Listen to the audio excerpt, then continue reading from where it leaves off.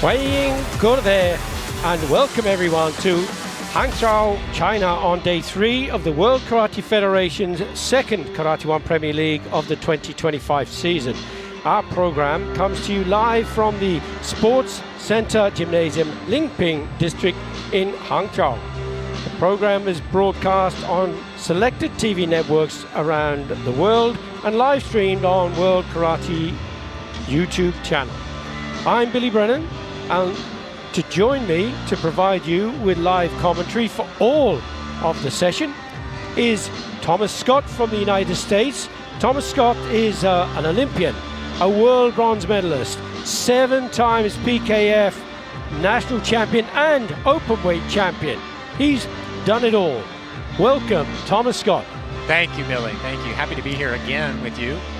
Well, now, Tom, we've got some fantastic karate lined up for us. We're going to start off with Kata and then move on to Kumite, your area of expertise. And we're going to get into that in just a few moments. But just before we do, we'll wait for the entrance of the first 2 athletes who will be going for the bronze medal in the male Kata division. And this is a bout between Sweden and Spain.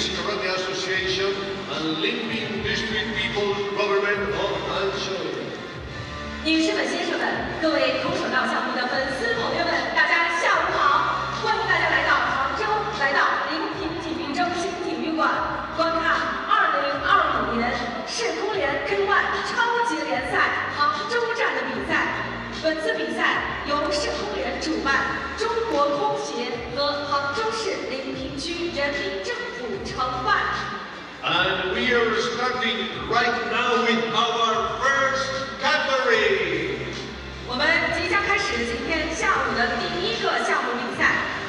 Male Kata bronze medal match number 1. Male Kata bronze medal match number 1.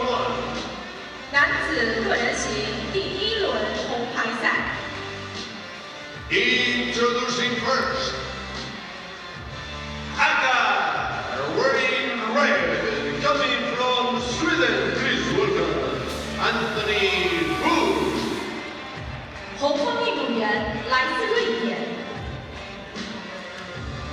This is the journey that Anthony Wu had on his way to the bronze medal bout. This is the first Karate1 Premier League medal that Wu is looking to. He came out of the round robin, just 19 years of age, and on his way into this encounter, he will be looking to go up against this man from Spain, Raul Martin Romero. Choice of kata. Anthony Wu will be looking at Anan. Raul Martin Romero Chibana no Kushanku. Now, Tom, I know your area of expertise particularly is Kumite, but you know kata as much as anybody. I've certainly been watching Premier League level kata for over a decade, so happy to be here and be able to watch this close. We have some amazing athletes in the kata division, and I have to say, Anthony Wu has really excelled himself. He came, arguably, some people didn't expect him to get through the round robin, because you know from Kumite point of view how difficult that is. Mm-hmm. Especially such a young age, and sometimes even an unexpected country, right? A country that maybe you don't see excelling in kata every day.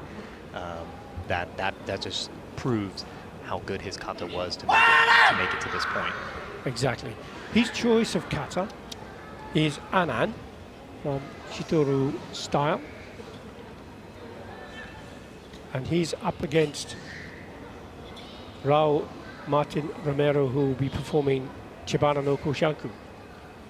So, although Tom, you are a Kumite player, do you have a favorite kata? Do you?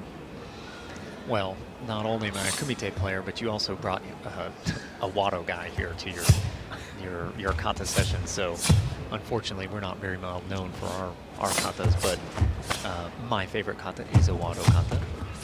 It's Shinto. Shinto, yes, Shinto. And Wado kata is fantastic. I started my karate in Wado. many, many years ago. Too many to remember. Now he's also the junior world champion. Phenomenal ability. I think that kind of experience does go a long way. Yeah, so he's certainly no newcomer to the big stage. And it's interesting, isn't it, when you get youngsters who make that transition from the junior ranks to the senior ranks. There's some surprises. They don't expect to do so well, and they often surpass our expectations.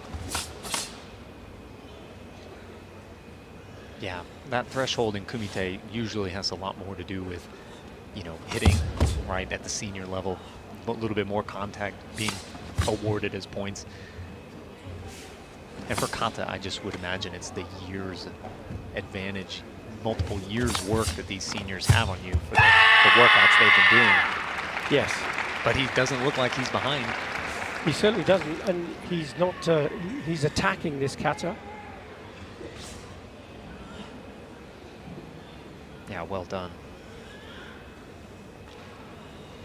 And if you are unfamiliar with Kata, there are individual and team events. And in the team event, there are 3 players, and you would get an opportunity to see what some of these moves mean when they perform bunkai. But that doesn't happen in the individual. But I can assure you that all of the techniques in a Kata has a specific meaning.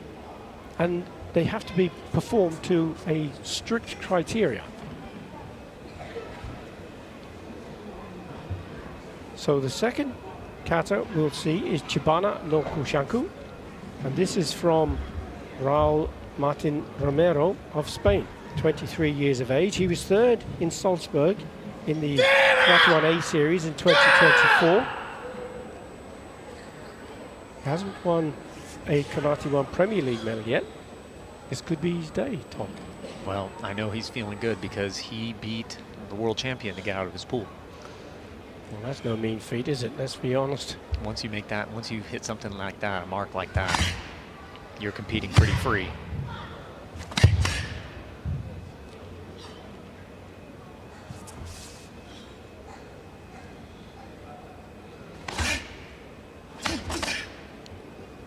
You can see why he may well have beaten the world champion Ali Safaoglu of Turkey.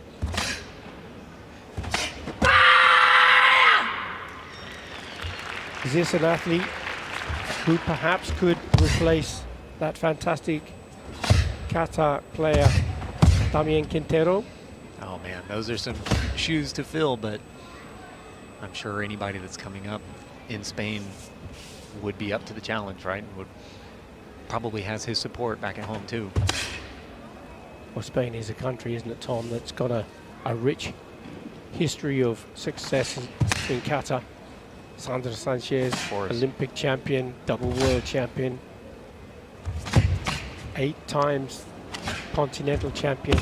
Damien Quintero, of course, in that same era as Kuno Rio, 4 times world champion. So difficult when you're in this time period with someone who was so exceptionally talented as Kuno. Another time, Quintero would have been world champion. More than once. Now, I saw a small stumble earlier, but I think, you know, his strength and speed, that jump, I mean, who knows if that's enough to make up for something like that. Well, it can be a foul if it's a loss of balance, a slight loss of balance, but it is only a small, minor error. But it will be taken into consideration by the judges, 7 of which are seated just at the back of the tatami.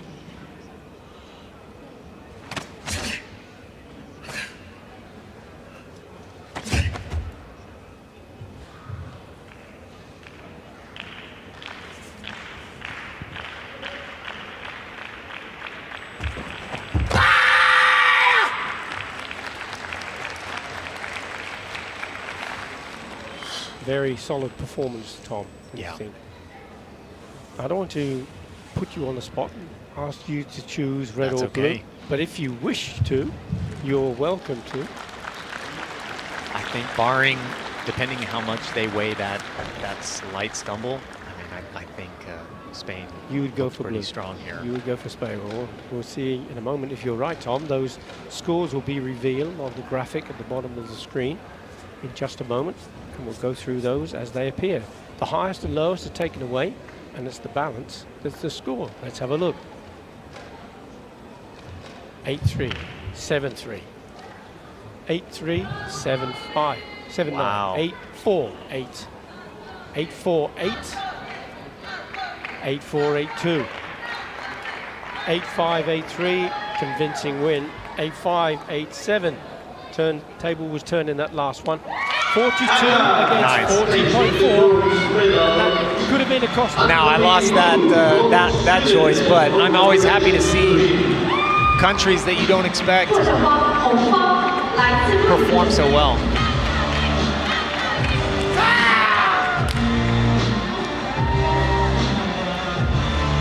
But there was a very good performance of the Kata.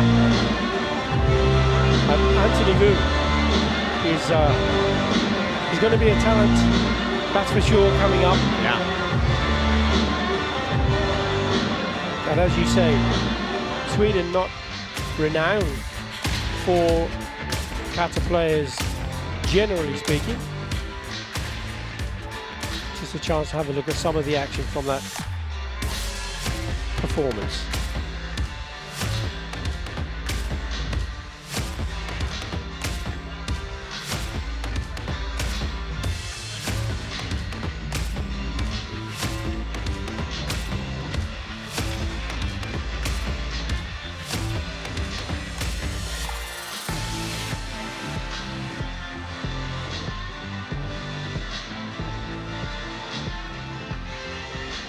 That's such a good feeling too when you're 19 years old and you really don't have much to lose, right? You're new to the scene, but you have high expectations. You're a junior world champion.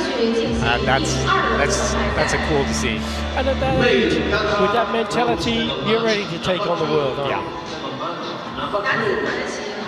We're looking for our second Kata bronze medal round, and this is between Japan and Japan. This is a nation with phenomenal record of producing world-class Kata players. Kata winning red, coming from Japan, please welcome Machida Yasuhiro.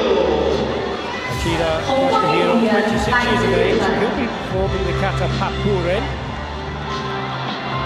He was a silver medalist in Paris in January. This is how he qualified for the bronze medal match.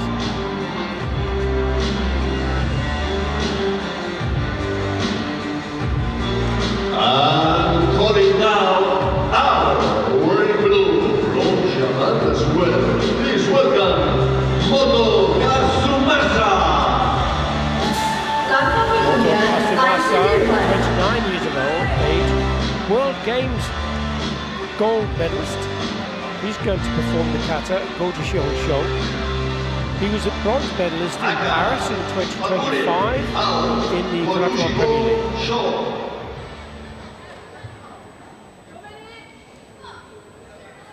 So I have Shotokan in this particular match. Hangzhou from Moto Kazumasa. Been watching the Moto brothers for, gosh, yeah, years now. Exceptional. They're always talent. so consistent. They never disappoint. I haven't been able to watch Machida in person, but from what I gather, and I have, United States also has a very good Kata track record. Absolutely. And from what Kozaki and Torres. Oh, yeah. Ariel Torres will be going for gold later. Oh, yeah. And I have plenty to say on that. But from what I gather from my teammates, Machida shows exceptional speed. So he's known for, really coming onto the scene here with how quickly he can take his steps and how quickly, not just how much he can accelerate, but the deceleration, right? Stopping yourself after going that fast. So it's just twice as impressive. And he's happy to take the risk, isn't he? Because there is risk in those Absolutely. fast to slow movements.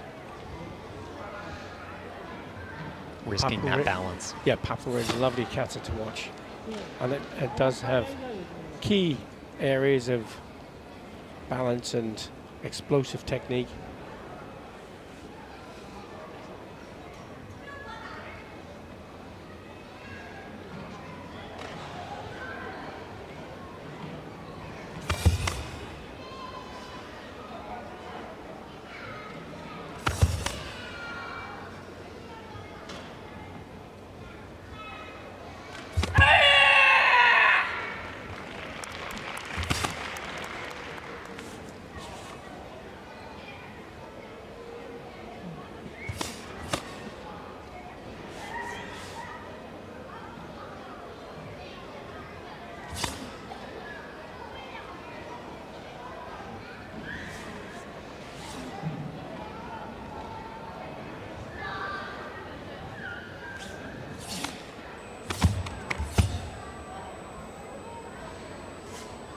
Of course, speed is only valuable if you know how to show it and use it and not do everything fast. So he's doing the slower movements so fluid and well that it really highlights when he does turn on the jets. Yes, turn on the jets. I like that.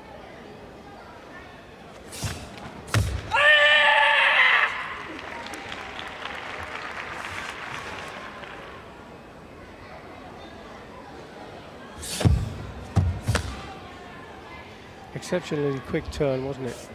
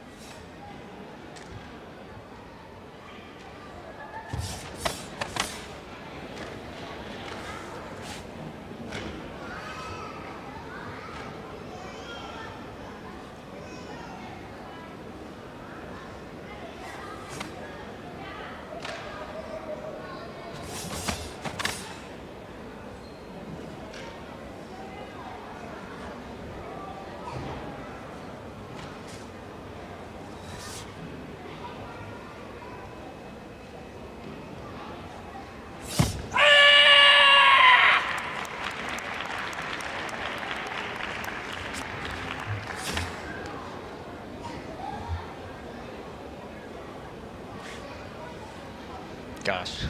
Very, very good, wasn't it? And those balance positions, and particularly thinking that the mats are quite soft, and to hold that balance, he did incredibly well.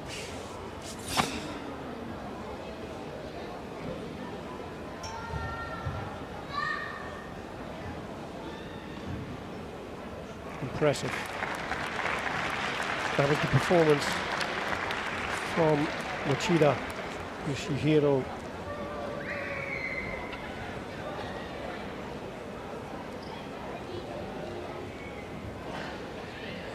His opponent, Moto Kazumasa, getting ready to come on to the tatami. Gojo Shihosho, the choice of kata.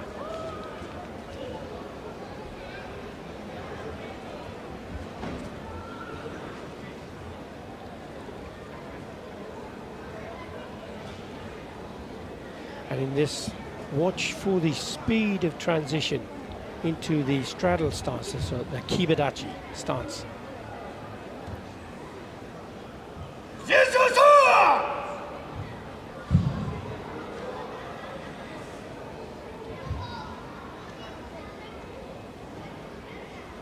Three times he's been Karate1 Premier League gold medalist.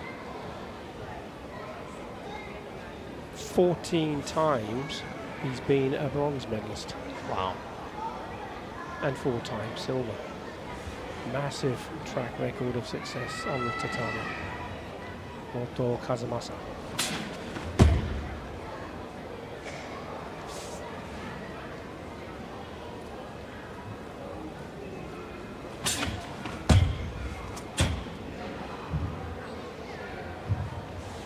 we're talking about Machida's speed, but he's looking fast too. He's exceptionally quick.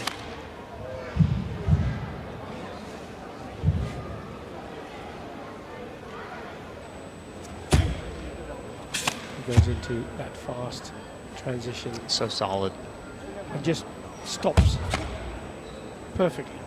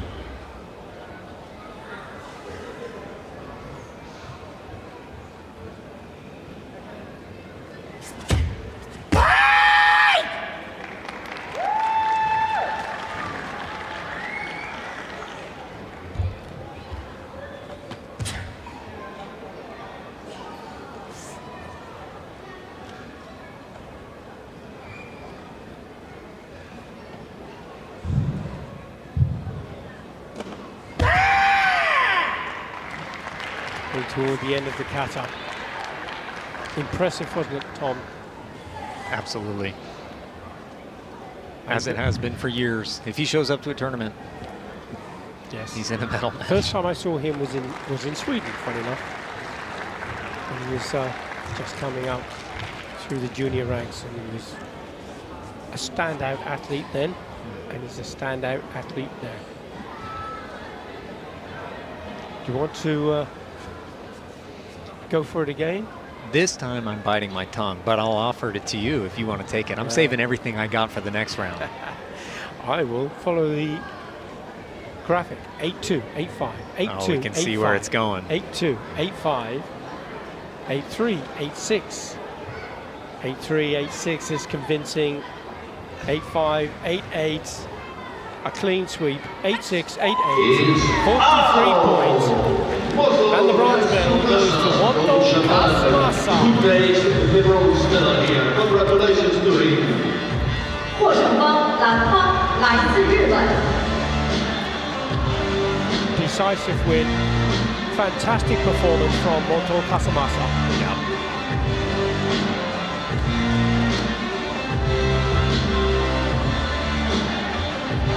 We have to remind ourselves, though, that these are the bronze medal backs. That's right. The big one is here now.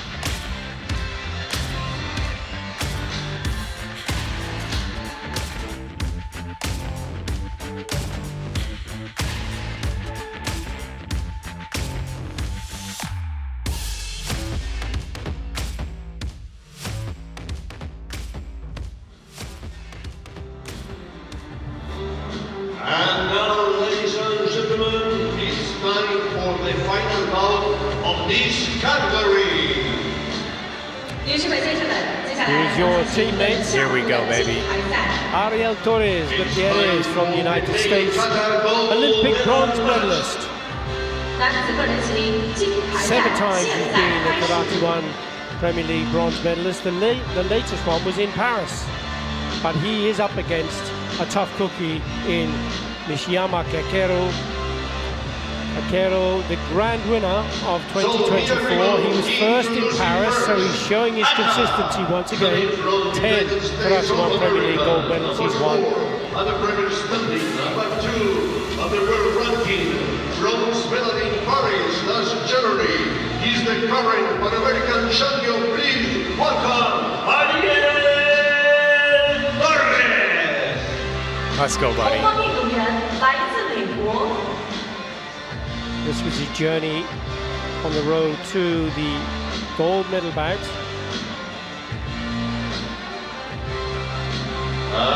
Across Yeah, he's the ready. tatami, Now, He's ready. This is the in one. zone.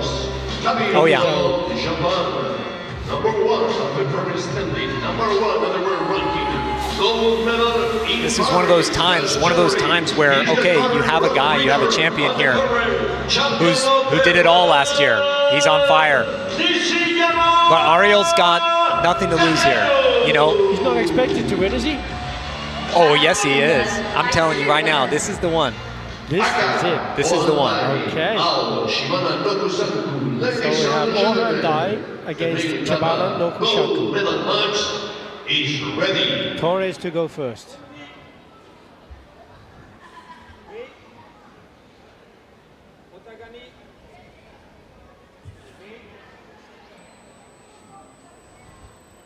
I've been watching Ariel for years, and there are few people that you see come from the Tokyo Games that got better, right? And now he took his bronze, yet that wasn't his peak. He's still getting better. He's still putting in the effort to find ways to improve himself, which for Kata can be so hard at this level. Absolutely. But he's still only 27. Right. And Sandro Sanchez was world champion at 39. Wow. Yep.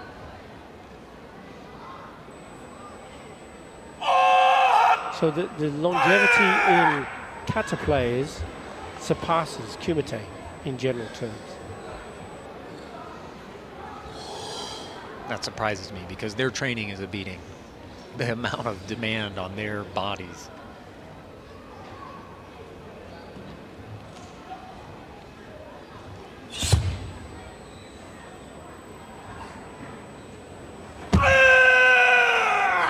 Yeah.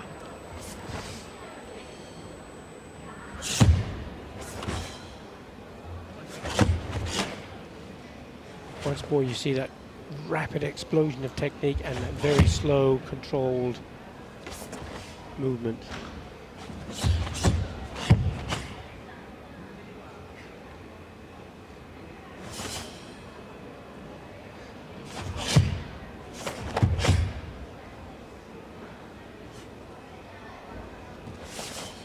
I think it was his second round against Japan in pool. And I've been watching him for a long time. And everyone saw Japan go and was saying this is going to be close. And I just watched him even go head-to-head, same kata. He, even in my opinion, I've been watching him a long time, hit a new tier yesterday in that moment. Right. And he's keeping it going here. And it looks as though he's brought that onto the mat now.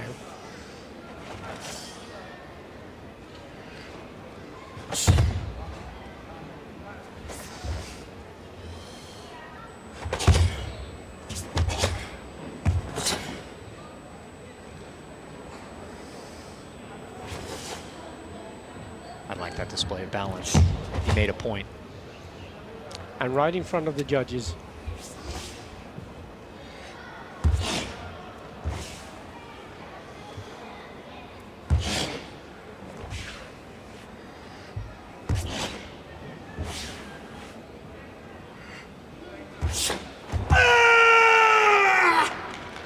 But that's what it takes. You gotta take the risk here. Exactly. So I'm glad he's doing it. He's all in. Go, man.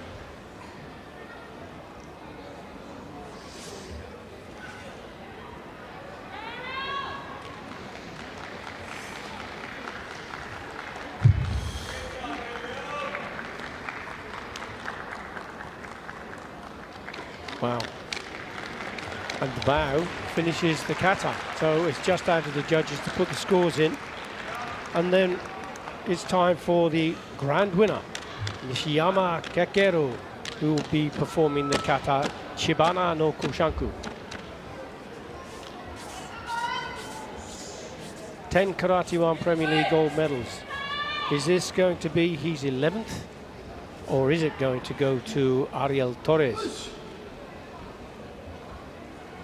Well, that performance from Torres was exceptional.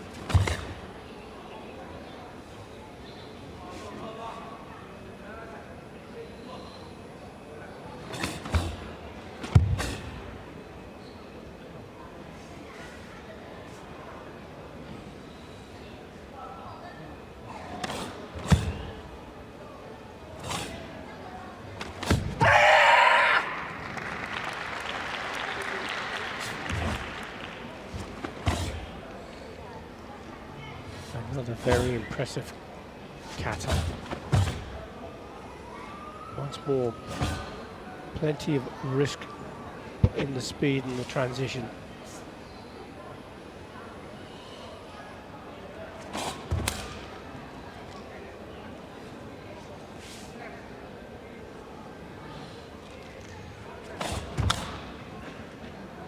Well, and that's what the athletes are saying, is just consistency. Yeah, he's always going to show up. He's always going to be there.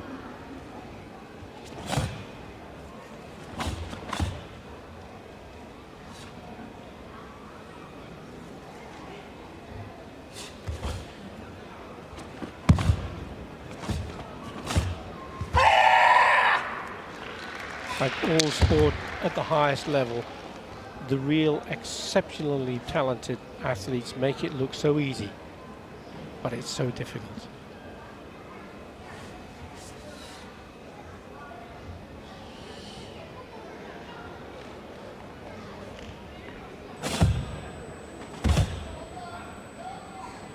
Well, and I mean, that's because on this stage at this point, this is the easy part.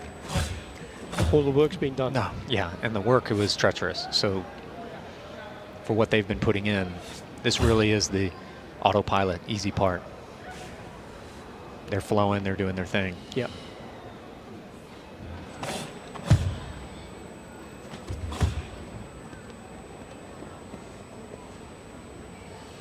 If you're too involved at this point, if you're thinking too much, It's not, you'll get in your way. It's not happening, is it? It's you have to just rely on your training and let it go.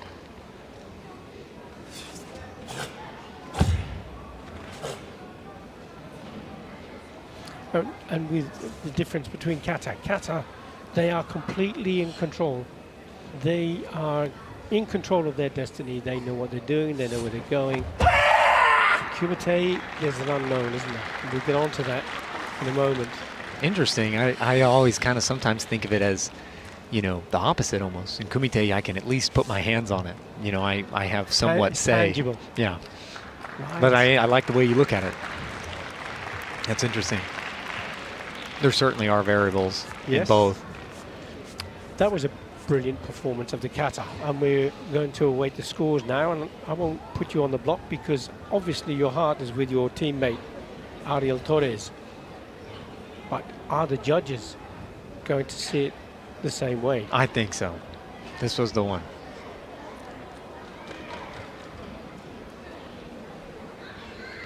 Here come the scores: 8-2, 8-5, 8-4, 8-6, That's a close one. 6, 8-8, 8-7, Come on. 8-8, Oh my 8-8, gosh. 8-9, 0.1 between them. Yeah. 8-8, 9, 9-9-4. Fantastic scores: 43-3 against 44-1. Nishiyama Kakeru from Japan, silver medal. Good job, Ardeo. United States of Congratulations on your final, buddy. That was You look great. fantastic, wasn't it? 获胜方蓝方来自日本。 Keep building, man. You're awesome. Kakuru had to pull out a really good kata because Torres was very, very good. Yep. And again, he's still building. This is his first final, and you know, I think he's still got room to go. Close.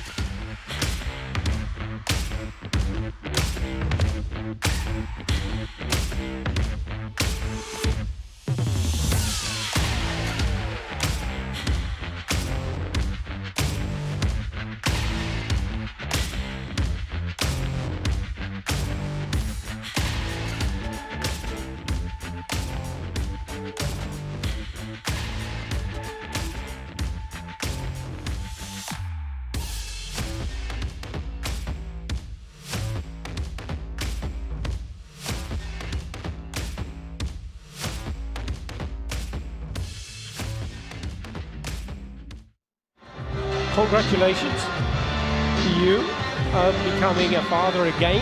Thank you. 6-month-old baby, Yep. little girl, wonderful, to go with your 3-year-old son. Mm-hmm. Wow. How do you find time? Yeah. Oh well, I have to put it all in thanks and credit to my wife. She, you know, not only Are we ready? Yes. building that dream of a family, but taking it on all herself in these weeks when I'm abroad. You know, she's the one, she's the rock that holds all that together, you know. Well, as many mothers are, Of course. in fact, holding families together. But massive congratulations. Thank you, thank you. Female Kumite minus 61 kilogram category, bronze medal bout between Tunisia and Belgium. 谈赛现在开始。 Here we go with our referees. Let's go and meet the competitors. Introducing first, Kata, wearing red colors, coming from Tunisia. Please welcome Hangzhou. Matthew from Tunisia, 23 years of age, continental silver medalist last year. Yeah, she was on fire the other day, and a narrow loss in her, you know, to send her to this round. But I think she'll be ready. 蓝方运动员来自比利时， Mariam Ajare, 10 Yuko and a Nippon on her journey to the bronze medal bout. Ajare, 22 years of age. He has been a Karate1 Premier League silver medalist, and she had a bronze to that. Jan Kristoffersen of Denmark, the referee for the bout.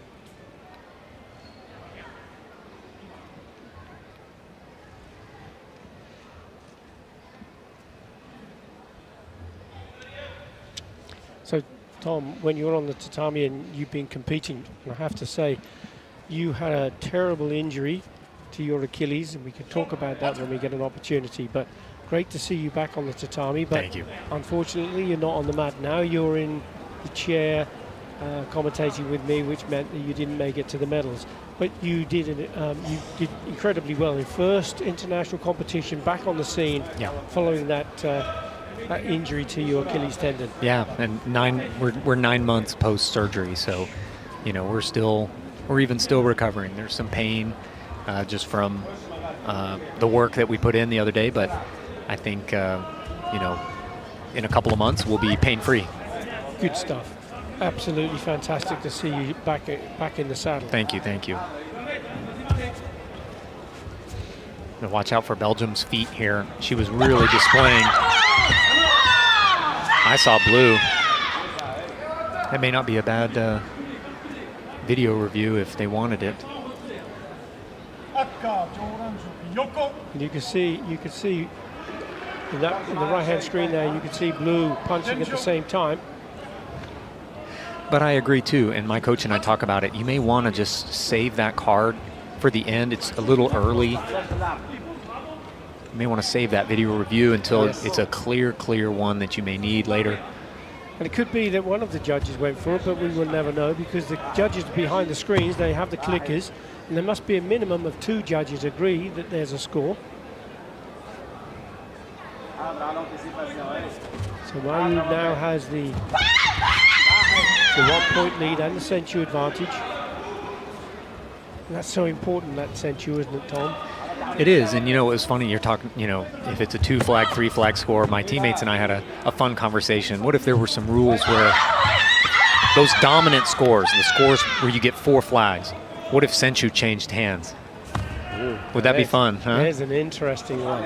Not a point, but just Senchu changing hands would be kind of a entertaining thought.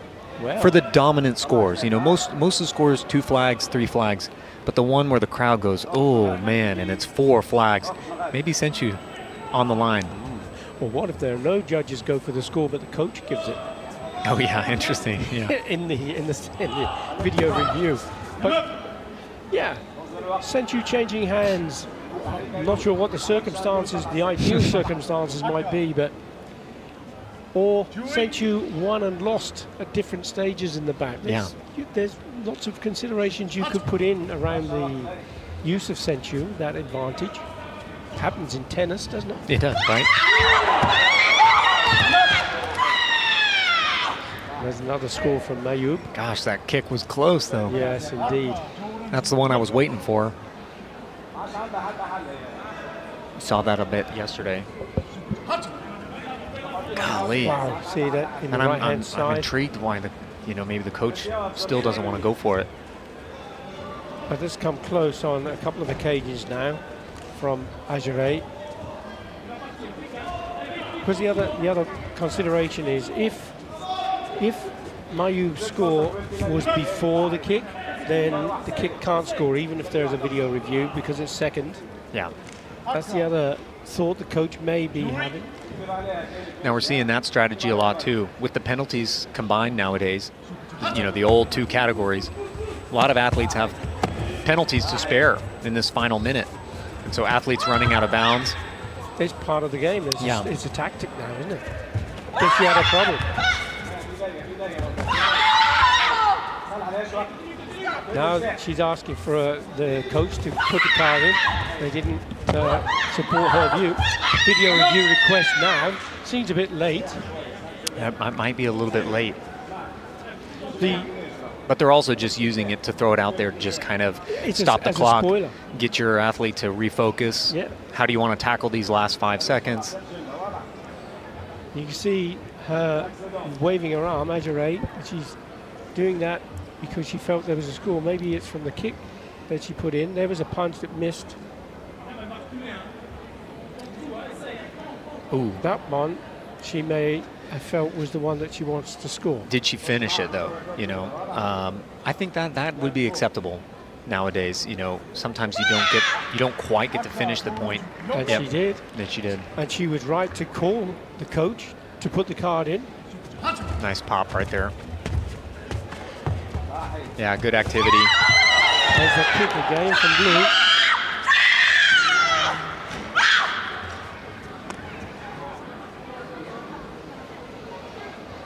Yeah, might as well put in now, but I don't think it'll make the difference.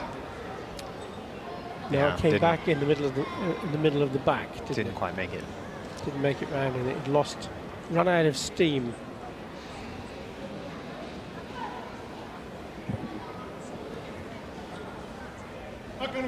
Yeah, I mean maybe that. I think I missed a video review in my pool play. It's always hard though. You can't blame the coaches because on the day that they should have called it, they held it. And the day they should have held it, they'll call it. It's a tough risk to take. Yeah. Hindsight, you can only go back and look every single match and determine what you should have done. But and as you say, with the fact that if you're unsuccessful, you lose the card. That makes that card so important, and the time that you use it. Right. Now, what's interesting though is what I think some observations too, and feedback is we're seeing some coaches go for video review the instant a technique happens, and the displays are showing up, right? And then the buttons come in. Oh yeah, I see what you mean. Sometimes it's interesting. I'm watching coaches almost hit the button themselves as if they're a referee, and I don't know, can that influence at all? It's almost like it's something to consider. But the judges will be unaware of the coach doing that. Well, unless the TVs are all lighting up colorful, that's kind of the thing. So, but technology is a wonderful thing. The system now is quite discreet, isn't it? Because the judges are behind the screen. Mm-hmm. They can't influence each other. Right. Some would argue with the flag system that was the case. Right. And I do like that aspect, and I think that's working magnificently. There is just an interesting thing going on with the flashing display of a coach's challenge. Yes. But there's a 2-second potential for the judges to give a score. True. Some might argue 2 seconds is too long. Because if you feel it's a score, press the button. Right. Straight away. Interesting. If you have to wait 2 seconds, Were you right? Right. Kazakhstan. Interesting. Please welcome Because as an athlete, your reaction is immediate. You don't think, I think I'll punch now, Right. because then it's too late. True. So the training should be instant. So, some interesting comment. But we are on our second of the bronze medal bouts now. This is between Kazakhstan and Latvia. We have Asel Kane of Kazakhstan wearing the blue colors, and she's up against Bita Girovic.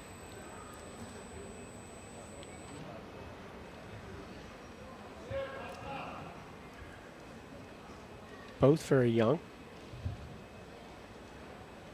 Girovic, yeah, is just 18 years of age. She was bronze medalist in Paris.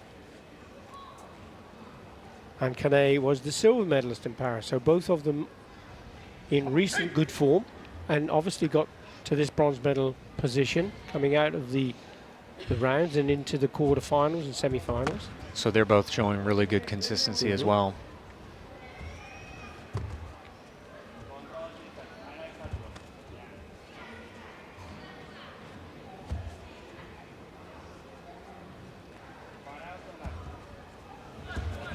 When your Achilles went pop, were you on the tatami? Yes, it was in Team Kumite at the Pan American Championships, and it felt like someone slapped my calf with their hand. I thought I stepped on the referee. Like the referee's foot was behind me, and I thought I stepped, and when I looked and I saw the referee was 20 feet away, wow, I knew something was wrong. Nice hesitation and baiting out that punch. So Kane with the lead, the 1 point score and the century advantage.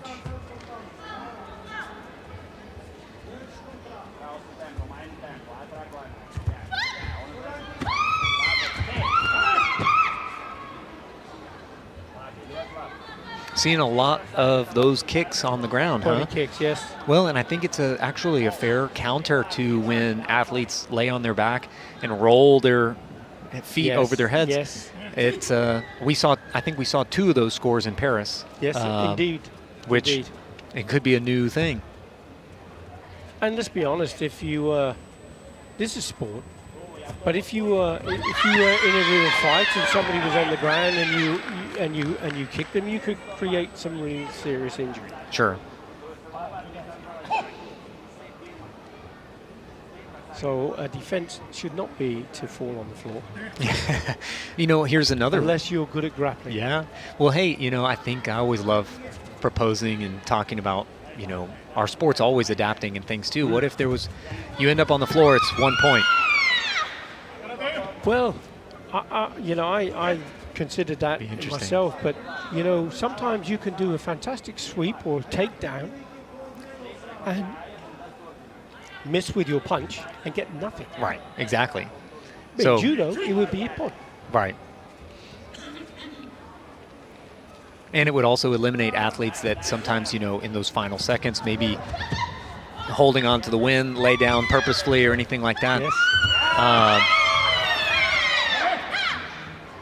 This will be close. She definitely hit her in the head with that kick, but I don't know if it, again, did she finish the technique? Because it's a lot of things to get right. The top, that position might be just the end of the toes.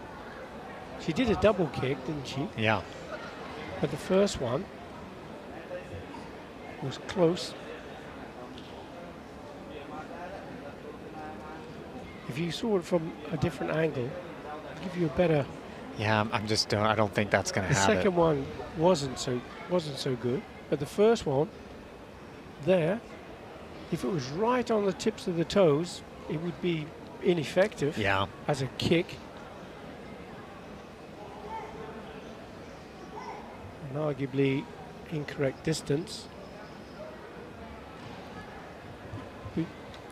If you could see it from a different angle, and there are all of the cameras, 9 cameras to choose from. Wow. That was a score. So it was with the foot. It looked a little short at one point, but not from the video review referee. They were satisfied that it was a valid score.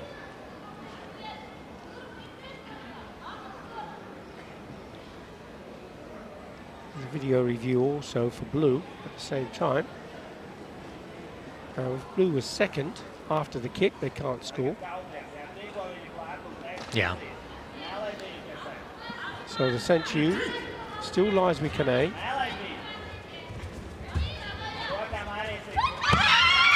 That's a good fast Jordan punch again from Gidovica.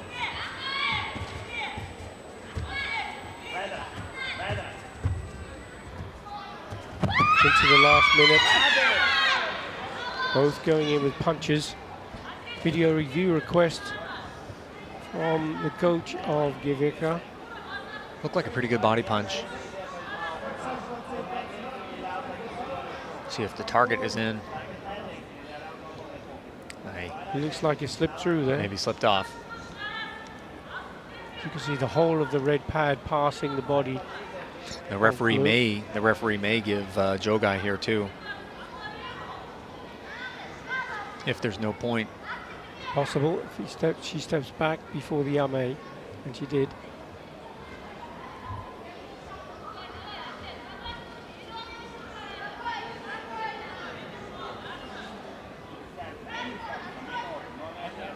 And there's the Jogai. Quite right, Tom. Maybe I'll be a referee one day. Well, not for a long time, I hope. I much prefer you on the tatami. Thank you. Nice use of the feet. I mean, I would threaten too. Latvia doing a good job. It's a real possibility, but also just holding Kazakhstan away. She just jabbed out a side kick there, and you're seeing that quite a lot now, and that of course is one of your favorite techniques. I've seen you use that to great effect, winning the final in Paris in particular. Way back when. There's another fast punch over the top. See, now that might just be one that Latvia didn't need to take. She changed strategy from having the foot up, stepping out of bounds. I mean, that was going to take, plenty of time. She decided to throw a punch in there, and that's exactly what Kane wanted. Now it's 3-3, and Kane has the advantage here with 21 seconds still to go. She has that Senchu. Ooh. Referee, it's the second time we've seen a referee get caught out. Here we go.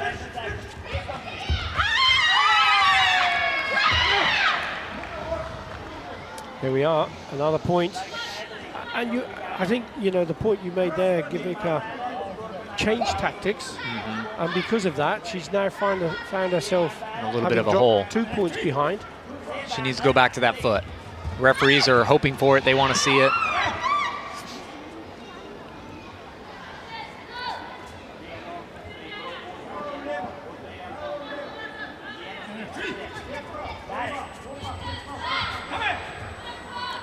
So Kane, as the clock kicks down, there is 0.02 second left on the clock.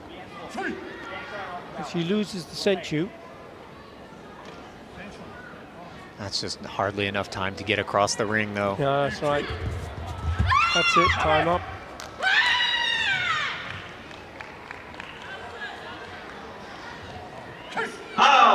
Oh man, I still have nightmares of the times where with a lead, I didn't need to engage, but sometimes your training kicks in and you want to take a shot, or your opponent baits you into it and your training takes over and you throw, and you really need to have that control over your mind to just do what you need to do to take the bounce. Right, or stay in control. Don't react. Yes. If you want to try and get another point or build your lead, being on the tactical end of it, right? Setting it up instead of reacting, because of course she's trying to get you to react. So I can still remember times where I definitely learned that lesson. So that's going to be a little bit painful for Latvia, but I mean, again, her consistency lately, she's going to learn fast and she'll come back.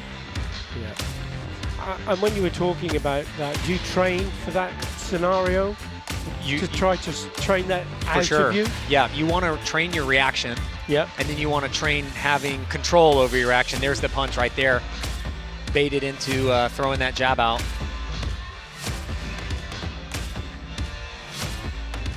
Yeah, you have to train. Also, when you do get baited into those situations, how to weasel out of them. Maybe it's a block, maybe it's a disruption of their technique. But because it's only natural, the sport is so fast, you got to set yourself up to those surprises and have a plan for them or a system. You know, we were talking about Kata and Kumite, and in Kata you're in complete control. In Kumite, there's the unknown that you have to face. You don't know what's going to come next sometimes. So we have the gold medal bout now. Atusa, Golshadan, Ad. Number 9 of the British study, number 14 of the world ranking. Gold medal last year in Paris. Bronze medal at the last Championships. Please welcome Atusa. What really stood out to me for her yesterday was her feet. She can flip her feet out with such control and grace. And in fact, you're worried about the ippon and the head kick, but she was fitting in lots of wazaris and body kicks to the stomach. So watch out for body kicks from Iran. Coming from Germany, number 9 of the first standing, number 1 of the world ranking. Bronze medal last year in Casablanca. Bronze medal of the last European Championships. And the current round winner, please welcome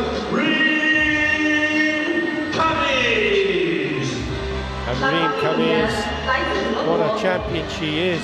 She was competing in Paris. She didn't get a medal there, but she's going to get one today. Big question though, gold or silver? I don't have enough good things to say about Germany's program altogether. I mean, they are, especially on the female side, you know, in every category they're excelling. Yes. And you know, credit to their coaches and their consistency and their training. It's nice to see.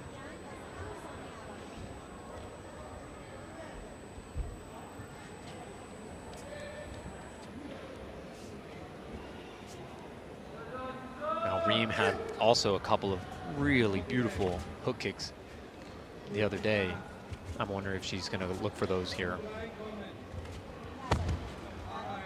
So we have Reem Kamis of Germany wearing the blue colors, the gold embroidery on her shoulder showing that she is in fact the grand winner. Atusa Golshad of Iran, 21 years of age, continental champion.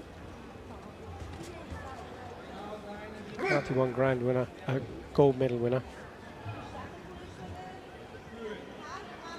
Passivity will be the warning for each of them.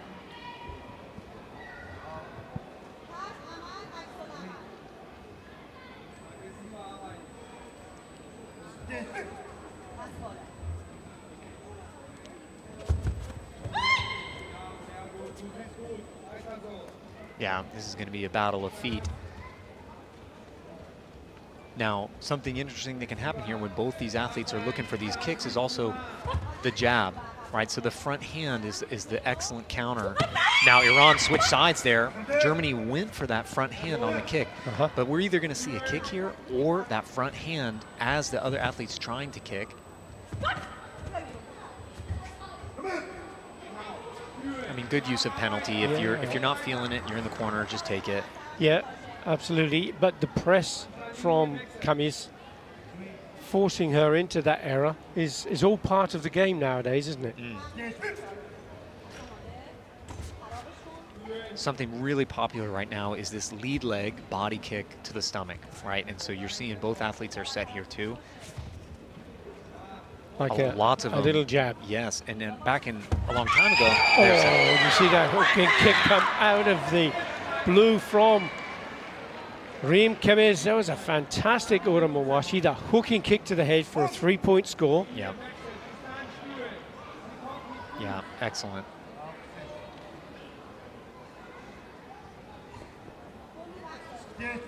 That's the exact kick I was talking about from yesterday. She pulled off one of those, and I knew we might see it today.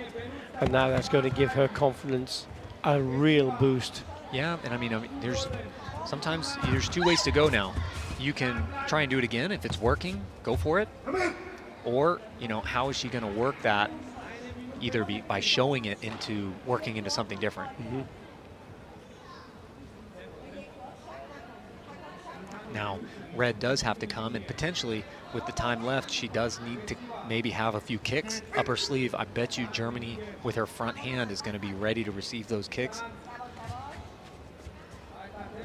She's going to pull back a little bit, draw in. When Iran goes with this kick, Yes. I think Germany's going to be ready with that front hand.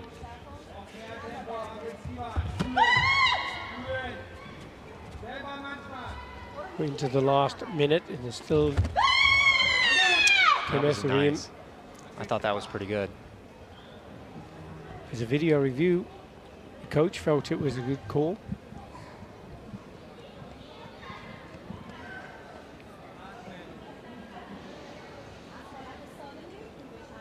There's the punch. Went over the defensive guard of Kumite. Yeah, it's interesting. I mean, it does seem to reach, but I don't know if it had the snap and finish. It looked like it did to me live. It's almost like the recoil, the hikate, was the front hand. On the way out, it was almost like it was placed. Yeah. It was the recoil that gave the illusion of a punch. Yeah, and to me, I mean, I would want to see a little more snap, but Yeah. it was enough. It counts. But Makes the things score. interesting here. Yeah, it does indeed. So we have Borshad Nassad back on track. 45 seconds.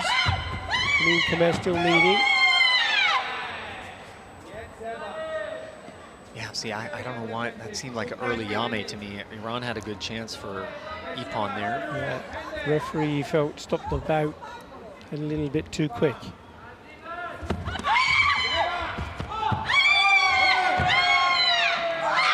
There's a 3-point score. The referee doing the 10-second count. Come on, you got it. I really hope it's just a bruise or impact. She may have I'm twisted tired of seeing. twisted a knee or something on the way down. She was definitely limping. Gosh.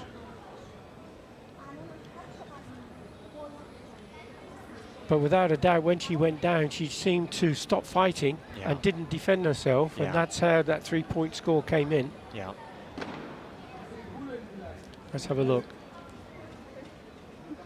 See the way she jarred on her knee, on her support leg. Watch when she hops back here. That is when she damaged her knee there. And then she stopped. Yeah. It- It did look funny it when she twisted, went didn't for it? that kick. Yeah, Gosh. that's awful to see.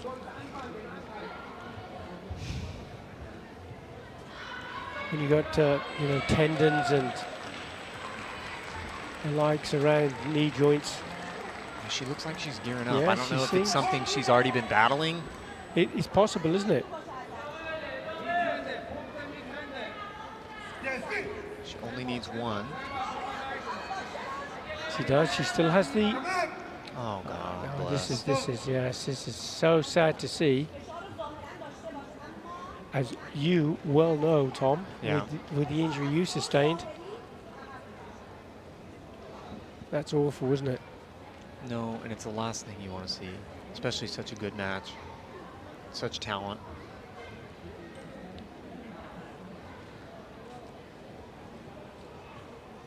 Well, the referee can give her some time to recover. It's whether the doctors are going to allow her to. Yeah, I mean, I don't think it's as simple as a spray here, Oh, I Don. don't think the magic spray is going to have enough superpowers to overcome a knee injury. when we saw in that replay, didn't we, Tom? We saw the leg buckle. Yeah.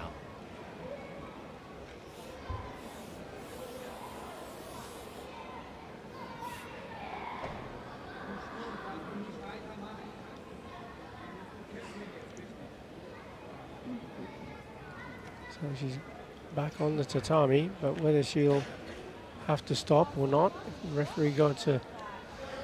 You got to be careful here too. I mean, you don't know what kind of damage you've done, and you got to hope that you don't make it worse.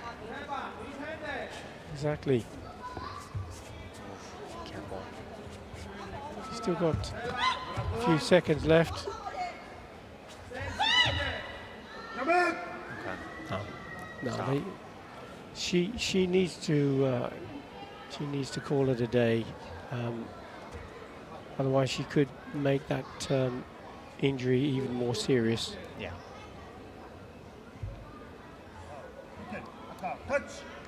It's Aka, given a kick in. Gold medal, Adusa, gold established from the Islamic Republic of Iran. Unfortunately, Rinkanis got the silver medal, can't carry on with the match. So silver medal for her. Congratulations. Well, let's hope her knee recovers 过程方 Yeah. 红方 well 来自 enough. 伊朗。 A lot of athletes can make it go fast, you know. Yes. And I mean, she's right in the middle of everything. She's got such a long career, you know. Indeed. She'll be back. She's only 22 years of age. Yeah, she'll you be know. back. Perhaps it's an opportunity just to talk about injury recovery. You had that very serious Achilles rupture 9 months ago. You're back on the mat. And I watched you competing. That was that wonderful kick, by the way. Beautiful. I saw you competing, and you know you were back to yourself, Tom. That was fabulous. I know Thank you. You might feel different, but No, I've been. first time on the mat as an international competition, and you look great. Thank you, thank you. I've been laughing with my, coach and teammates and those who ask. I mean, unfortunately, it's a good and a bad thing that my losing pool had nothing to do with this. It had to do with this. So I guess that's a great thing, but then also it's time for me to get to work. You know, I got my taste. You know, we came here to try and get back on the mat. I wanted more than that, obviously, but I think now we're ready to even train even harder and really build that strength in. You know, the confidence. The confidence is there now. I think it's time to get back to the high-level strategy and thinking and fix those mistakes that I displayed on Friday. An advice you might give to athletes who are carrying injury at the moment and are feeling a bit low as a result of that? What would you say to them? will be presented by 有请颁奖嘉 I 宾 would say that you need to surround yourself with people who are going to carry you through, right?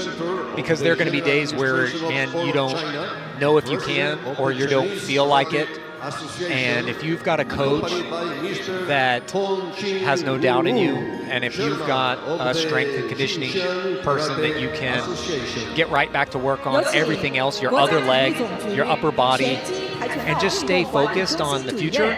I mean, that was a part of it. In May, when my Achilles snapped, I was looking forward to March of 2025, right? And here we are. Suddenly you're there. So every athlete knows how to put in work and knows how to make goals over 1, 2, 3, 4 years sometimes, an Olympic quad, you know. So athletes are familiar with looking ahead. And when you're dealing with a serious injury, it's no different.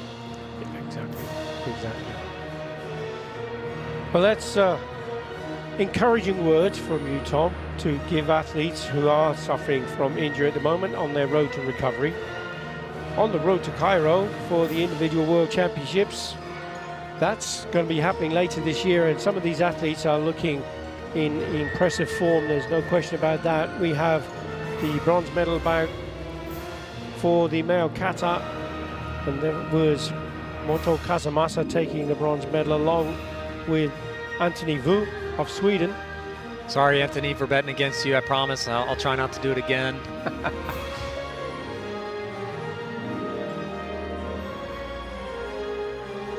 A great champion there. Silver medal, Ariel Torres, United States of America. Oh yeah, nice job, my friend. This is your friend and your teammate, Ariel Torres. Reaching new heights every single day. And really pushed Nishiyama Kakeru all the way, didn't he, in that brilliant performance of Oh Handai.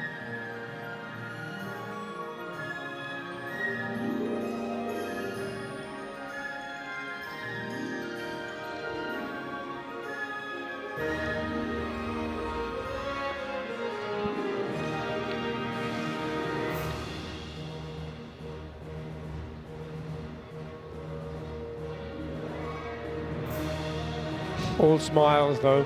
Yep. As he usually is. And gold medal, once again, Nishiyama Kakeru, Japan. Demonstrating why he is such a champion. Nishiyama Kakeru, gold medal winner, following on from the gold medal performance in Paris.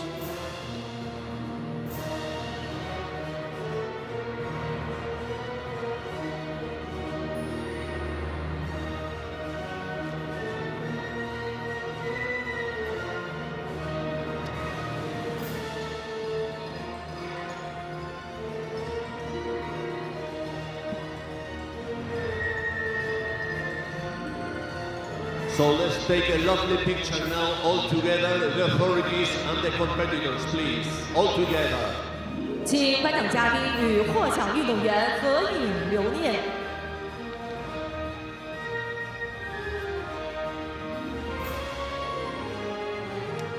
Your medalists for the male Kata division.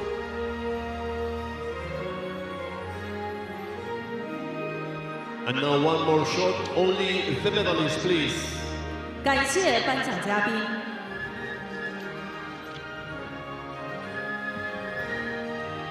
Ladies and gentlemen, those are the medalists here at the Karate1 Premier League in Hangzhou 2025. Anthony Wu, Moto Kazumasa, Ariel Torres, Nishiyama Kakeru. Congratulations to all of you.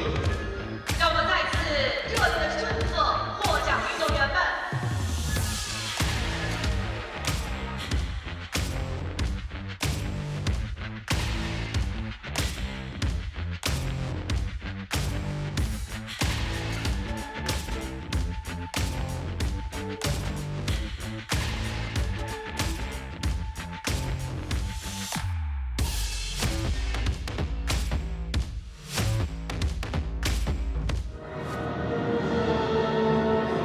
So, Nishimen, Shishimen, ladies and gentlemen, all of you karate fans, it's time for another medal ceremony. Let's welcome with a huge applause as usual the medalists of the female Kumite -61 kilograms category. 女士们、先生们，女子个人组手61公斤以下级项目颁奖仪式现在开始，有请获奖运动员入场。 The medals will be presented by Mr. 有请颁奖嘉宾 Mr. Zhang Jingjie, Chairman of Olympic Industry Committee of the Chinese People's Political Consultative Conference, accompanied by Mr. Antonio Espinosa, President of the World Karate Federation. 有请临平区政协主席张俊杰、市工联主席安东尼奥·艾斯皮诺斯为获奖运动员颁奖。 Starting with the bronze medalists. Wafa Mahjoub, Tunisia, Asel Kanai, Kazakhstan. 获得铜牌的运动员来自突尼斯，获得并列铜牌的运动员来自哈萨克 Bronze 斯 medals go 坦。 to Asel Kanei and Wafa Mahjoub. Mahjoub defeating Mariam Azere 3 points to 0. Asel Kanai defeating Beata Girevica by 4 points to 3. Yeah, some impressive matches. I was impressed with Tunisia.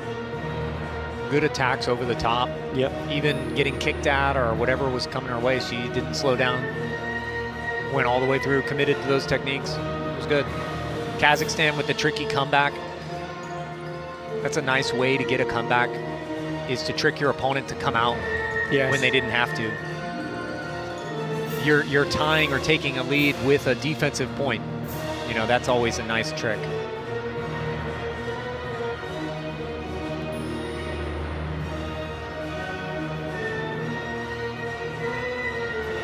Silver medal, Ring Kamis, Germany.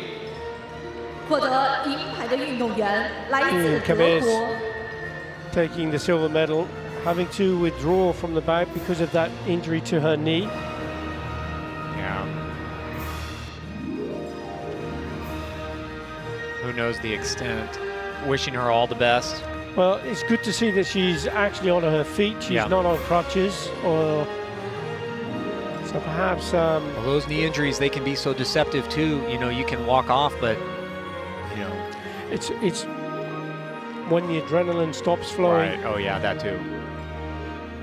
And then in the coming hours, if you've got to make sure that the swelling is being controlled. Get plenty of ice on there. I'm sure she has goals for this year too, and she's gonna, you know, hopefully her timing is okay, and she can be all right for World Games, World Championships.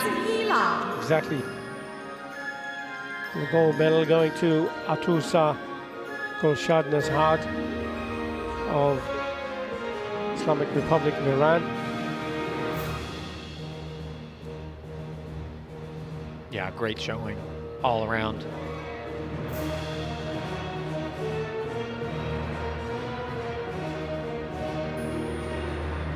So it's time for a nice picture all together. And just to remind people who may not be aware, those who are, that as an individual event, the Karate1 Premier League is not representative of nations, so there are no national anthems played at the Karate1 Premier League. The medalist in the female Kumite, minus 61 kilograms. 感谢颁奖嘉宾。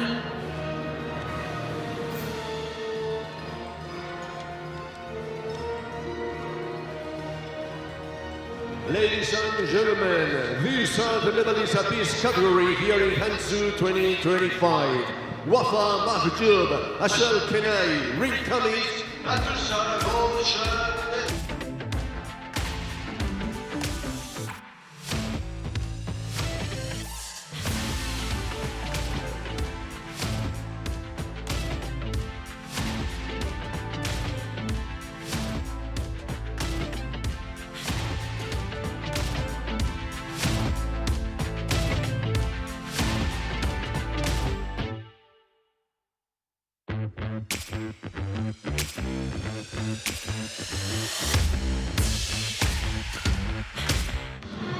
But we still have more action here with a new category onto our category. We're moving up the weights now. Your weight category, minus 75 kilo. Male Kumite, under 84 kilograms, number 1. 男子个人组手84公斤以下级第一轮铜牌赛现在开始。 Fighter from Iran, Madi Kodabachki. Here we go. Was competing in Paris. He didn't get to the podium. Brian Timmermans, coming from the Netherlands, please welcome taking the gold medal and the bronze medal in the Karate1 Premier League. 来自荷兰。 That's the journey. 9 Yuko.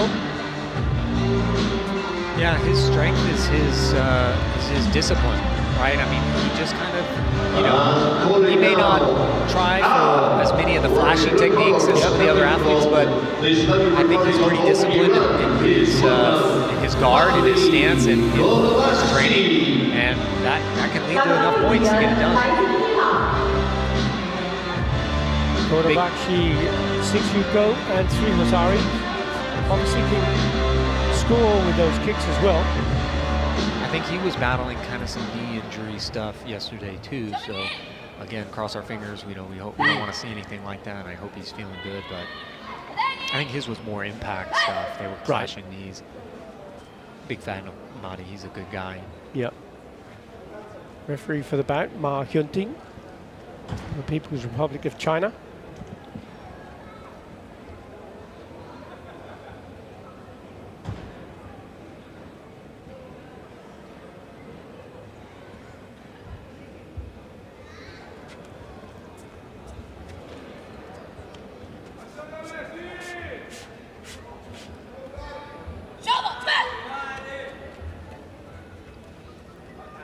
Now Timmermans in his matches the other day looked like he was trying more to receive and take a defensive point. We'll see if he gets aggressive here or if he wants to try to stick to that strategy.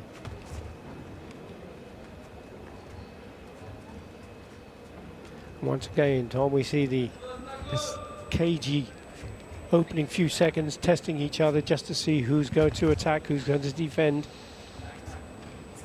Yeah, that's all right sometimes. You know, I usually like to start some of these finals right at the first second. You know, right. See what happens. Yeah, let the fireworks go. The neat part about that is that if I get the advantage and the shake up, you know, hopefully shake my opponent a little bit, great.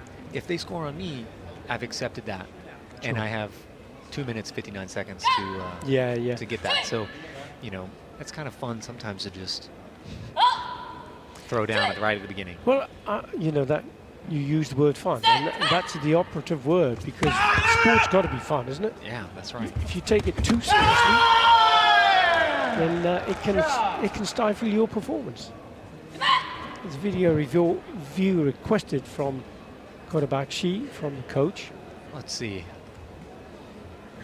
Following Timmerman's body kick to the stomach. Yeah, I think that kind of got under the... Did it go under the arm? Under the guard?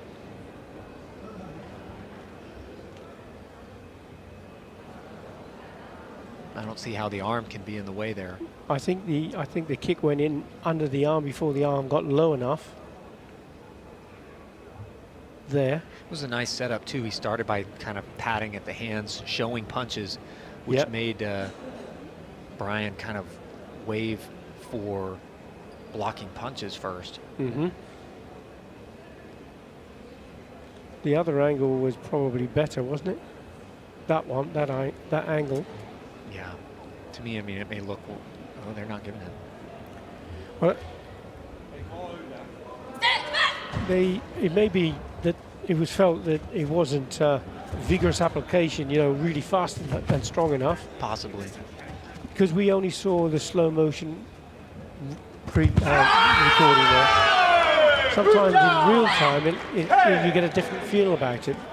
No need for a video review there, though. It's going to be given. Yeah. And there's the Senchu. I think Madi knew he was going to look for a defensive body punch anyway. Yep. That side kick is the perfect cancel to that entry on a body punch.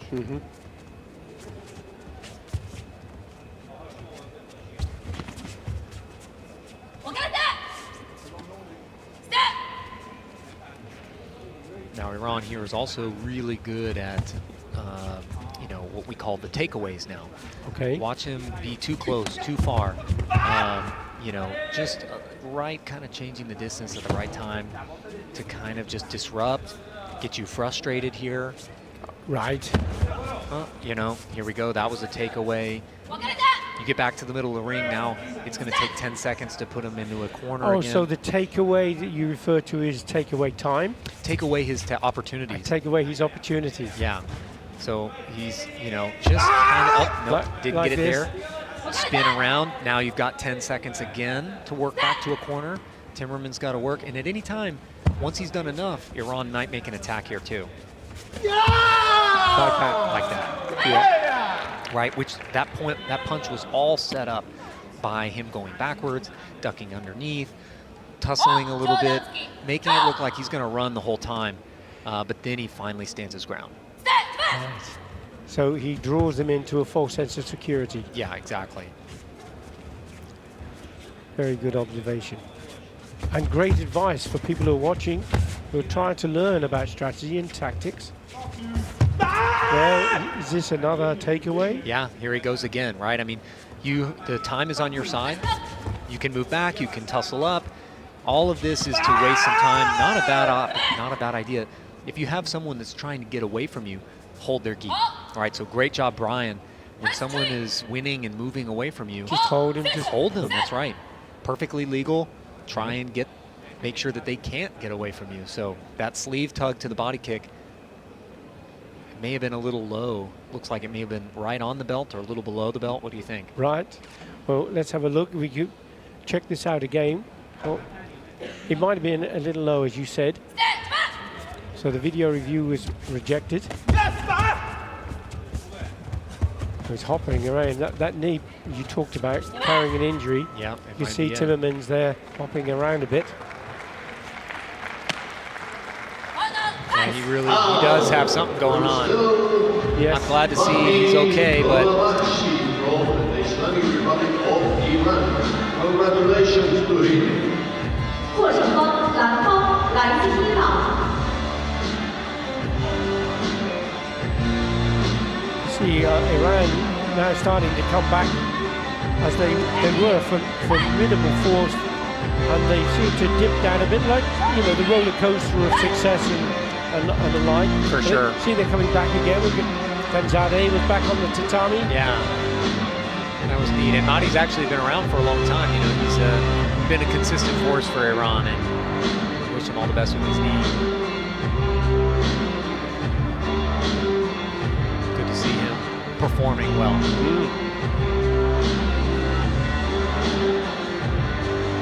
Yeah, just smart. And, Iran's always going to bring good strategy, too. Side kick, great choice for a defensive-looking opponent, and then to set this one up just to kind of secure that win. Just a smart match. It's already time for the second round of this Some good commentating from you on tactics and strategy there, Tom. That was really good. Ladies today, under 84 kilograms, bronze medal match number 2. Shimada Rikito of Japan up against Omar Osman of Egypt, under 21 world champion. Osman. And was looking really good in that semi-final yesterday. I mean, it was a junior world championship rematch, and it was close. He had the lead, was traded a couple of times, and Al Jafari ended up taking it. Shimada Rikito. Shimada Rikito. 12 Yuko, Momosari on the way through to the bout. Did compete in Paris, but he didn't take any medals. Wearing blue coming from Egypt, please welcome Omar Osman. 蓝方运动员来自埃及。 Omar Osman, 7 Yuko, Momosari 1 Ippon. Coming through the rounds, quarter-final and semi-final.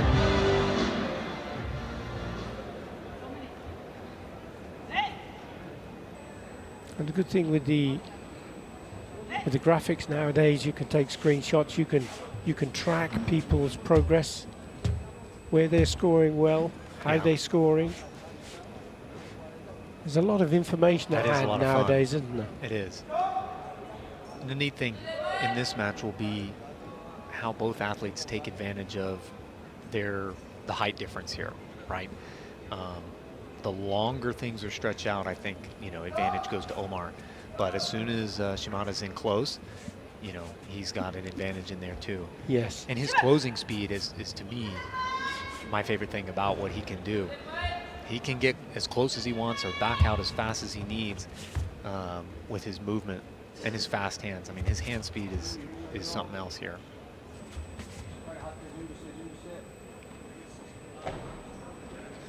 with these guys being toe-to-toe like this, left and right stance, I do think the stomach kick is, you have to consider it.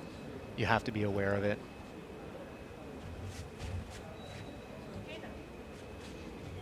And when that stomach kick comes out, you're either going to want to be back, or you're going to want to intercept him with that front hand.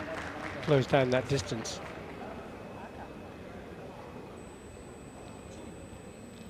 I don't see Egypt wanting to play to the body on a body punch. If it comes to a body punch, I think the advantage will be for Shimada. Because of the height difference. It becomes that height difference. Now, unless if he can stay nice and low and be offensive with it, it could be a weapon. But if they're trading down low, I think the advantage will go to Japan here. I like this depth from Osman. I mean, it puts his reach. Yeah. Good encounter Yeah. there. When he gets low like that, now his reach is such an advantage. I feel like when he stays, if he's up high, yeah, that was beautiful. That front hand punch, he used exactly what you're saying, that long reach. And he came from a low position, didn't Yeah, he? it sure He did. got deep in his stance. Oh, he saw that. This might be another video review for that kick. No, coach shook his head. They thought about it. Potentially that kick to the back on the ground, like we were talking about. Yeah, exactly. But nice call. Hold on to your card. They're going to get to plenty of action. It's only a 1 point thing right now. That was nice. That was clever over the top there from Shimada. But Osman was moving back really quickly out of the way. Didn't have the distance.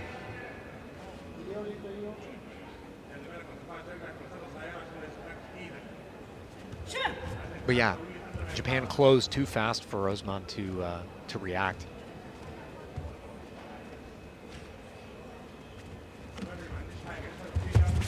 Yeah, Japan needs to get to work. I think Osman is not quite able to react to Shimada's speed, but Japan needs to bet on that. He needs to close here. Maybe double up on the technique. And stay being aggressive like this. Egypt's not quite sure how to take a point on the receiving end, on a defensive. But if Japan lets Egypt go first, as he did, yes, then Osman will look great.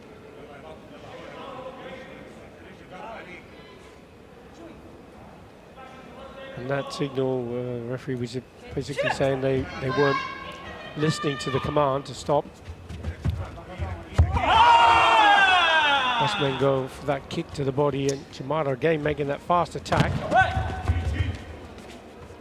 Osman tried to close him down that time instead of moving backwards, didn't he? It was a nice takeaway.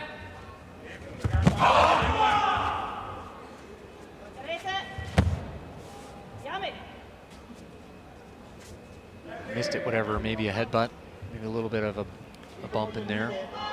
Certainly was a contact of some description.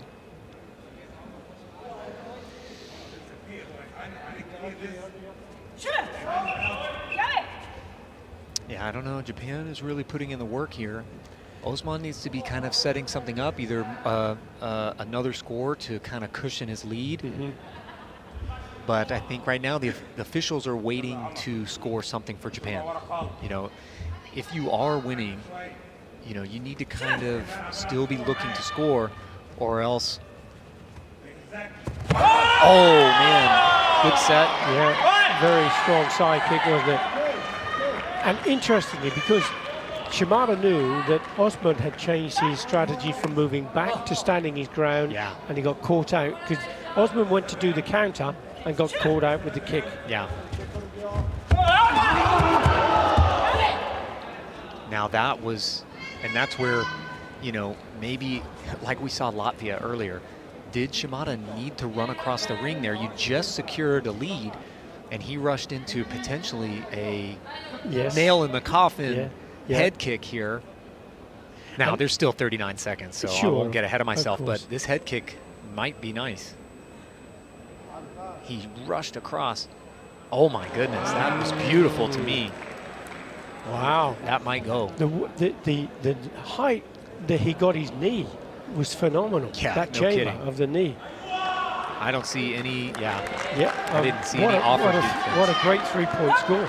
But why did Shimada run across? And this is what you were saying, Tom, wasn't it? About your training kicking in and you went for it again when you were thinking, well, I shouldn't have done that. Let your opponent sit on that lead a little bit and oh my. Oh, wow. What a way to come back. That was sensational from Shimada. He did that from so close too. So again, Didn't he just? the closer they are, advantage Japan here. Incredible technique. Watching the right-hand screen. There. Step back, got inside the guard, and delivered that hooking kick. Brilliant technique from Shimada. And another. Osman set up the same score that he did at the very beginning, but this time Shimada was all on top of it. He backed up and countered. I don't think they're going to get this video review. I think Japan put enough distance between his face and that punch. Oh, it's close. And the important thing is Shimada did get the score, but if Osman's technique was first and the video review gives it, they can get the score. He can get the score as well. Indeed. Using that long reach from that angle, it's difficult to say whether it met the target or not within that distance. Are they going to look at another angle, or are they satisfied? No. They said no. So no point, no card.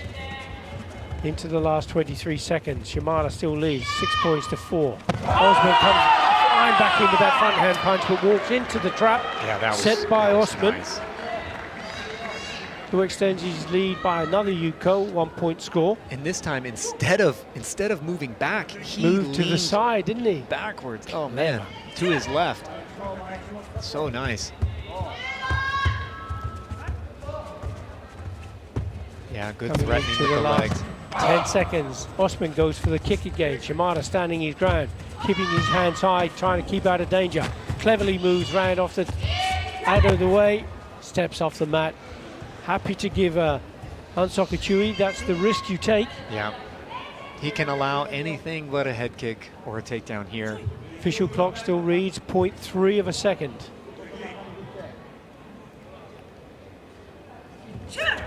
Osman's got to go forward. There's time up. What a clever bout from Shimada. He started off, didn't get the tactics right. Osman was in charge. Yeah. Once he got himself sorted out, it was all one-way traffic, wasn't it? Yeah, indeed. The only mistake was, again, just rushing across and getting kicked with that hook kick, but really impressive for him to go and take it right back right after with a hook kick himself.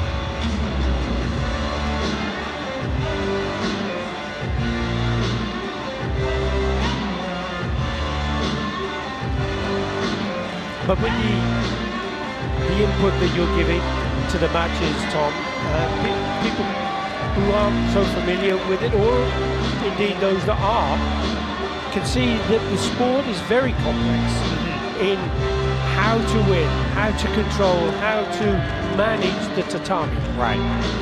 And there's so many variables at play, right? I mean, you had height here, you had fighting styles a little bit, you know. Egypt, the long jabs, as a country, long jabs, reaching jabs like that. And Japan, you see a lot of side kicks, you see a lot of 1-2s, you know, multiple hand techniques. Yeah, that was a nice hook kick there. He offered the block, but it didn't quite get it. Well, he came inside, Yeah. didn't he? Instead of going around it.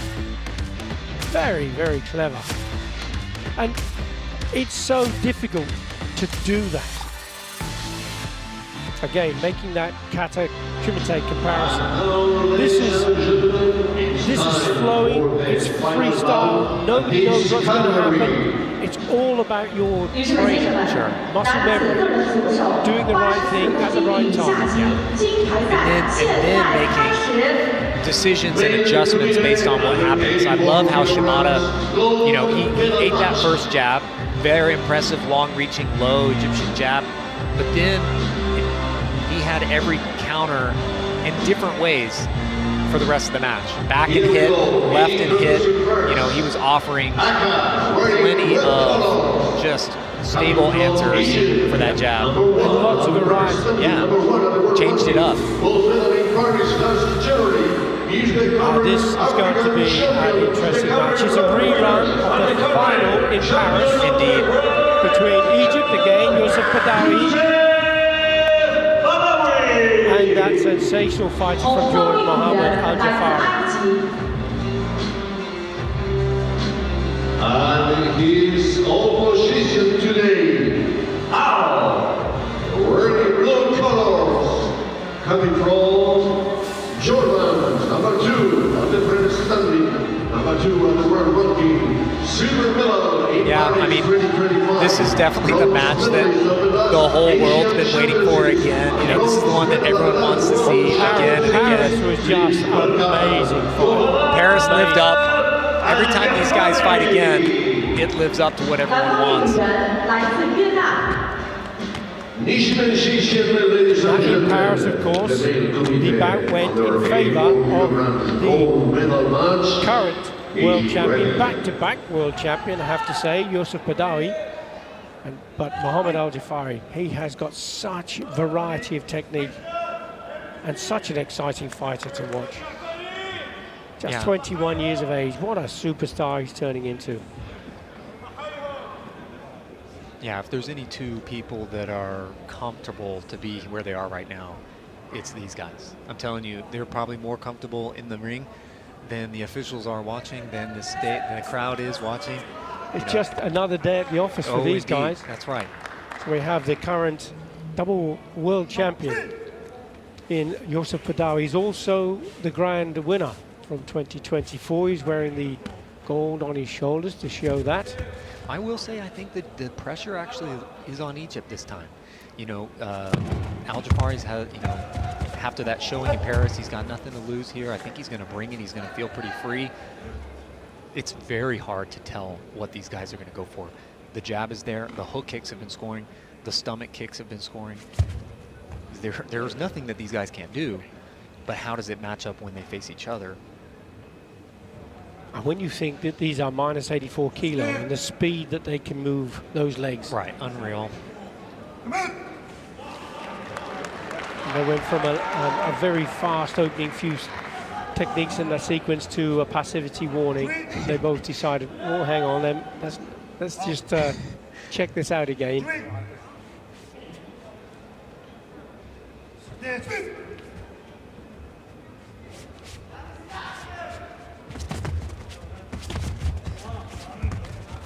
Nice pressure. Oh my! Now, that was so close, wasn't it? He certainly set that up exactly the way he wanted it. I just don't think the kick made it up to his neck. I'm glad that his coach is waving him off. Al-Jafari wants the card for the hook kick. Yes, he did, Hold, didn't he? Hold that card. I don't think it was there. Well, Badawi came inside the kick, didn't he, look, with that punch? The punch is being considered. That's And a that's long gonna way be a out. no. And the kick has come up and around, but it didn't come back. It came back and it just dipped low, didn't it? Right. But it was so fast. Al-Jafari, they're both looking up to the screen too, and they're seeing what's happening.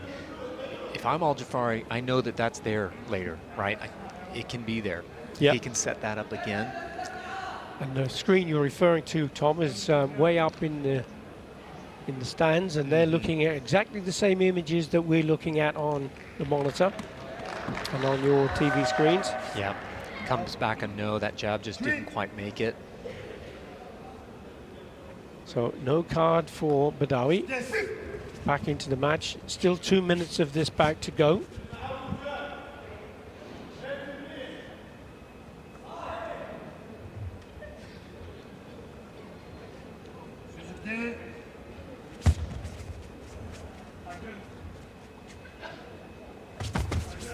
I like this look. I like this pressure from Jordan.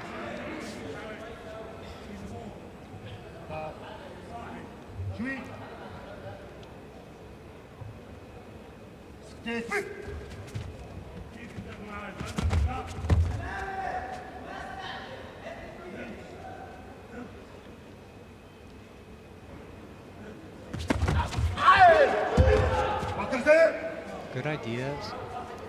And the way they're able to go from complete standstill to just lightning fast techniques, whistling in from all directions. If I had to guess, it looks like I think Jordan wants to just a jab. I think he's looking for his front hand. Maybe when Badawi picks up, he shows hook kick. Al-Jafari, he throws in that front hand jab and then quickly steps up for the kick. Oh my goodness, that slap. Now, and the coach is saying, no, Al-Jafari's asking him to put in the card. To me, that was right But on. that was so close, wasn't it? It's, as you say, it is there. He knows it's there. This time it was Badawi tries the hooky kick. But these guys are aware. I mean, they've done this match with each other so many times. I don't know about this video review now. He's going for it, and he's going for the video review now. There was a punch in there, but yeah, but there was the hooking kick from Badawi. I like how he knew that kick was coming. He had a hand there to receive it. But did the punch make? The kick had kind of run out of energy as Al-Jafari stepped round, and the front hand punch from Al-Jafari seemed to be a little short. Well, and also, I mean, his hand seems to be a little bit open. He's completely stretched out, doesn't he? And Sometimes. his hand was there. You can see his thumb hanging down. Sometimes officials, you know, want that good technique, thumb tucked, hand Well, it in. should be. It should be. If it's an open hand technique, that's not a good punch. So let that be a lesson to you youngsters out there. If your sensei's telling you, clean up your technique, have a tight fist. If you come to this stage and you have your opportunity on video review, it can play a part. Exactly right. I know athletes are extending their hands kind of to try reach. and make their arm longer, but judges aren't fooled by that. They can see that.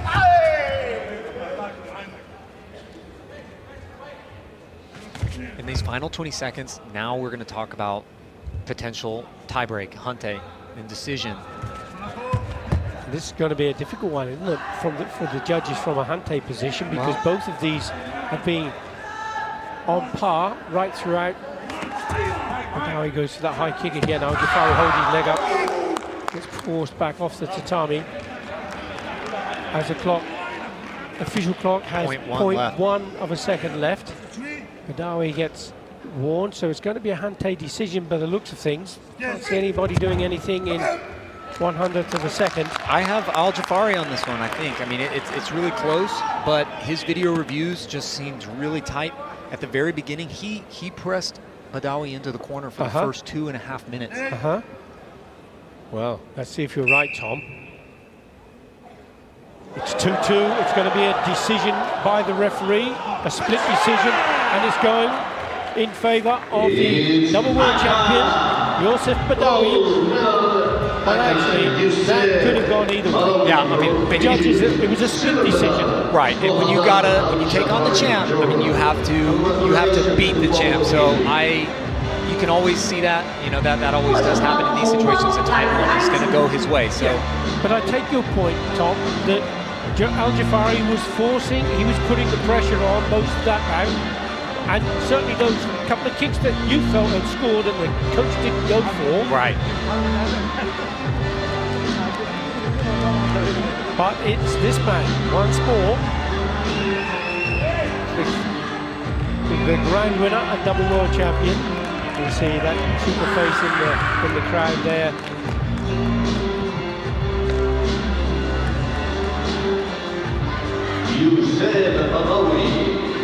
Another one for Egypt, another gold medal. Congratulations to him once again.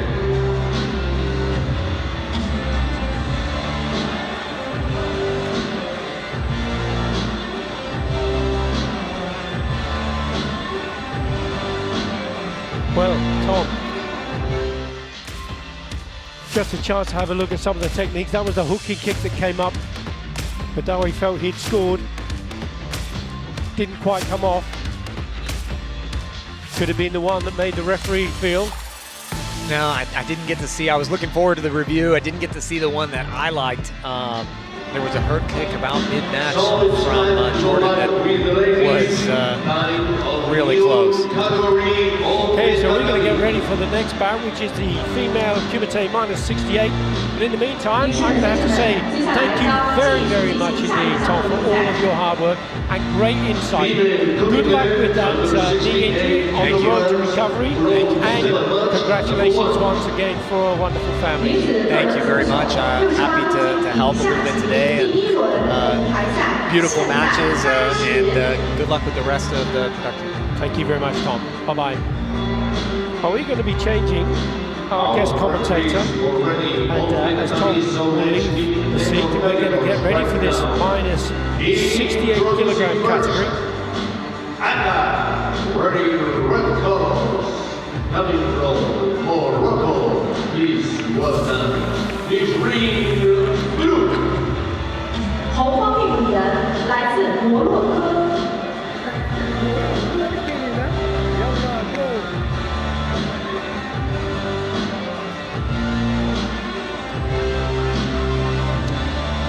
This is the first of the 2 bronze medal bouts, and this is between Morocco and Germany. Germany, please welcome Madeleine Schroeder. And we see the journey to the bronze medal bout for Yuko and 1 Ippon from Madeleine Schroeder of Germany. She's up against Nisreen Brook of Morocco. Just a chance to introduce our next guest commentator, and all the way from Australia, Brian Sullivan, who's a state coach of Western Australia and the father of Hannah Sullivan, who was competing in the +68 kilogram category, and who narrowly actually she lost out to Niamh Junna from Scotland. And welcome, Brian. Thank you, Billy. It's wonderful to be here with you today. Now, Brian, female Kumite, you know all about this. You've been a coach now for some time, and you're getting great success from Hannah. You obviously must study all the divisions. Hannah, different weight division to this one. Her division will be coming up later, but what do you do as part of the study in your work? Yeah, I do follow this division. I follow this and the +68s most closely. Yeah. For me, I'm watching their footwork. And when you say watching the footwork, you look at their stances, the way that they move on the tatami. I'm watching their movement. I'm watching their distance, and I'm trying to take note of trends and changes. So when you're coaching Hannah or whoever it may be, Brian, and how do you decide what tactics to use? We do that well in advance. We know most of the players on the circuit, and so we'll be training for them as best we can in the lead up to the tournament. Okay, now we've got a situation. Both have gone in at the same time, and you can see on the scoreboard here, 1 point score for each. So there won't be any senchu given, no senchu advantage. As you see on the right of the screen there, both punches going in at the same time. Uğur Kobaş, the referee from Turkey. So with these girls, I note they move quite a bit. Uh-huh. You know, they're each trying to create opportunity through that.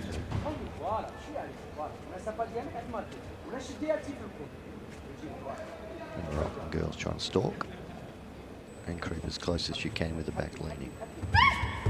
And she'll then lunge into a forward attack. Like that, yes. And so from the defensive fighter's point of view, they're trying to read that technique and wait for the punch to come in? Absolutely.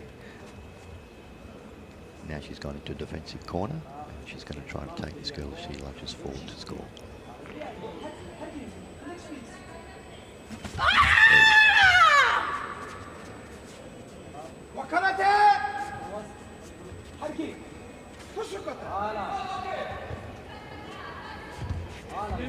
we're moving into the last minute of the bout. Still 1-1, no Senchu advantage by either.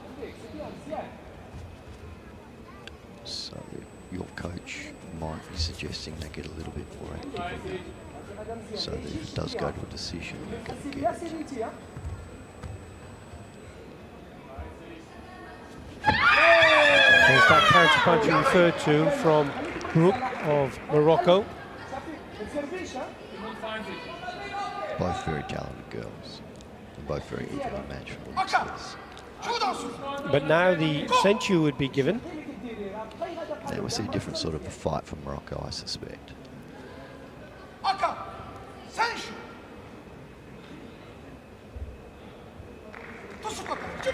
So Schroeter in the blue colours for Germany going to have to up her game. She's got 22 seconds on the clock. There's another counter punch from Brooke.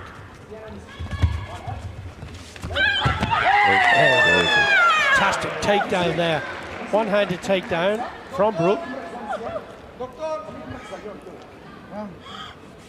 Referee doing the 10-second count. Watching the right-hand screen, you see the takedown. Also Tagari. And she puts in the punch for the 3-point score. Now there was no excessive contact from the punch point of view, but it may be that Schroeter has injured her ankle as she turned. I think she's twisted her knee as she's turned. I don't think there was anything in it from Aka's fault. I just think she twisted her knee. Let's watch again. There's There it is. As she takes her down. I think it's there. And she kind of landed a bit awkwardly, didn't she?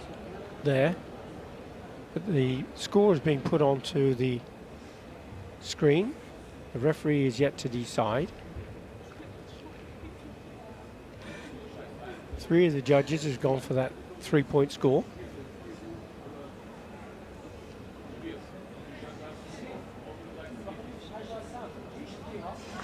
Well, it's good to see that she's back on the mat.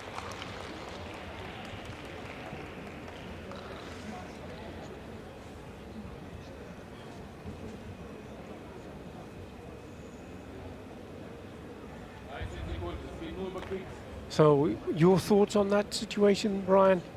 I'll just wait. I don't think that Red will get penalised for that. Good.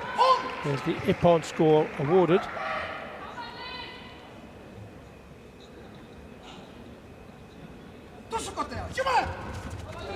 Well, she certainly seems to be moving okay now, Schroeter.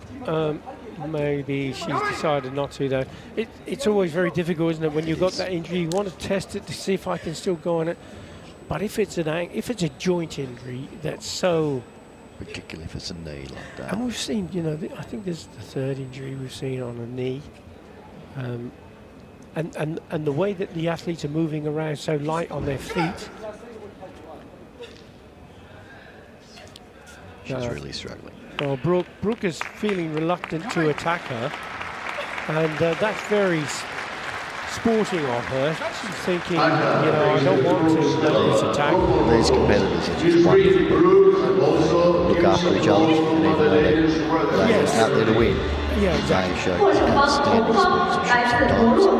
That's one lovely example of the same. Feel for our competitor. There was no malice in what happened. No, It's just an not accident. whatsoever. It's just sadly one of those things.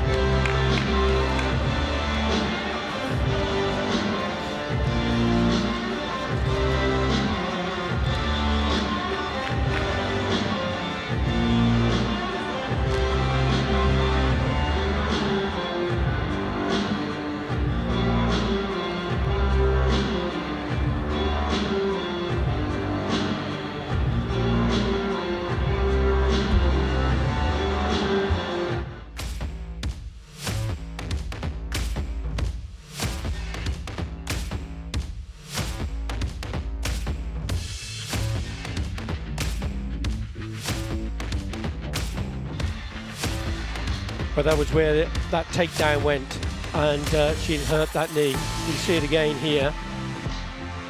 kind of landed a bit awkwardly, Yeah, didn't she? There with the coach, lovely moment. Yeah, absolutely. That's what you want to see, isn't it? You know, and you must see that. How cool to be able to have your daughter on the mat, right? That's special, that's exceptional, isn't it? It's a special moment. And you got 2 daughters. I do, yeah. The oldest one competed a couple of world championships. Yeah. Very special. The youngest one is now competing. Hopefully, going to follow her along that journey. Fantastic. 68 competition was interesting. We had good representation from the Commonwealth countries, which was outstanding. Wasn't it just? Seeing some of those girls and in other divisions as well from the Commonwealth country was very exciting. Yeah. Very exciting. Rosy future ahead of her. Moving on to our second bronze medal bout now. This is again in the female Kumite minus 68 kilogram between Turkey and England. Here we go. And we have Lauren Sorrelsby. Lauren Sorrelsby was a youth Olympian bronze medalist, under 21 continental silver medalist. So she has a good experience, 23 years of age. And her opposition today, our wearing blue, coming from Turkey. Please welcome Eda Eltemur. Eda Eltemur is a bronze medalist in Paris, and she has been a gold medal winner in the Karate1 Premier League before, continental champion and a bronze medal, so she's got a lot of experience. She's good. This will be a really good bout. I saw these girls through the qualifiers. Yeah. It'll be interesting.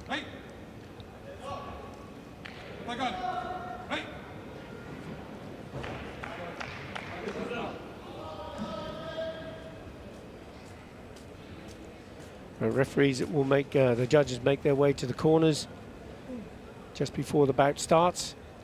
Tense moment here between coach and athlete, is it, Brian? Look, no.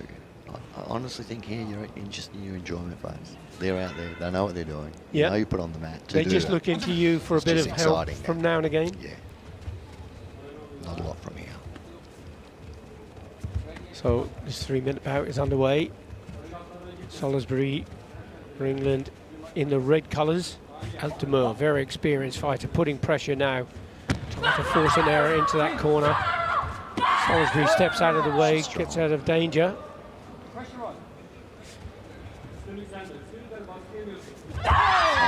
Both going in at the same time. Salisbury goes low with that reverse punch. Still nothing between the two of them. No score yet.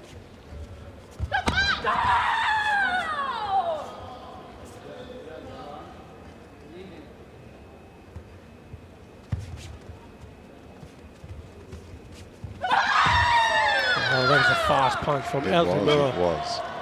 Salisbury went a bit lower and has asked for a video review from her coach. There's the point being awarded to Eltemur. I think we're going to be second. And if red is second, she can't score. Interesting. And you see in the review, punch slips past the side of the face.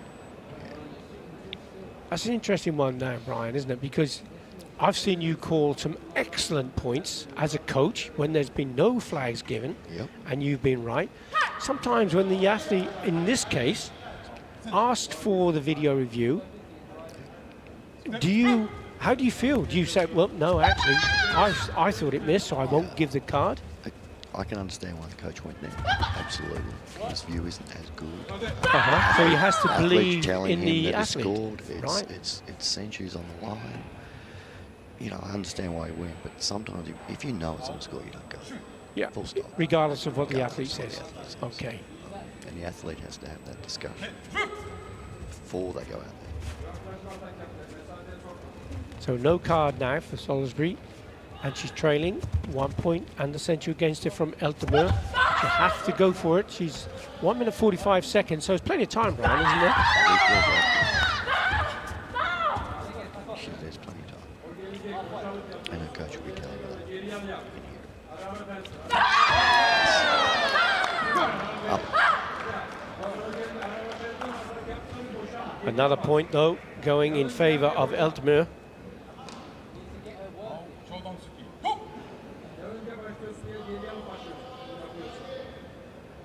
So you're sitting in the chair now, you're the coach for Salisbury, Brian. How are you going to lift her, get her back on track?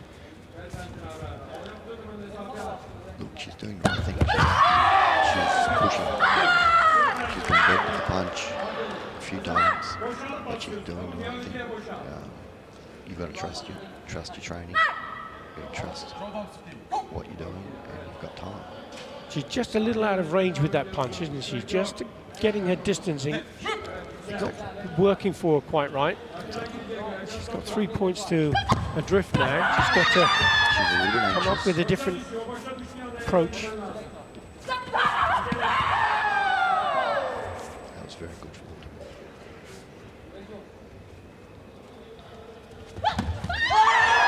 her. Double kick from Salisbury.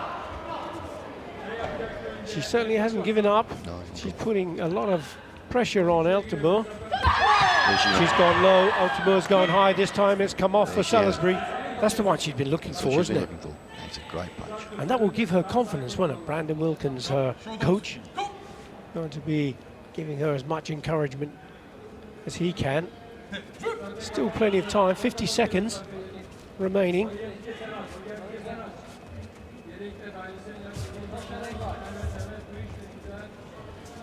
Certainly Salisbury still hunting down Altamur, who's moving around the tatami, eating away those seconds. Oh wow, that hook and kick came out of nowhere, didn't it? Outstanding. Wasn't it just? There were punches being exchanged left, right and centre, but as Altamur stepped back, she lifted that knee up and the kick came in. Watch it now on the right hand side, right inside the guard of Salisbury. 6 points to 1 now. Salisbury trails. She has 23 seconds on the clock. She's still doing all she can to hunt her down. I'm showing a lot of experience here, eating up time, moving around the ring. There you go again. Spoiling, eating up precious seconds. Both are going in for punches once again. And taking her opportunities when they present themselves. She's doing superbly well.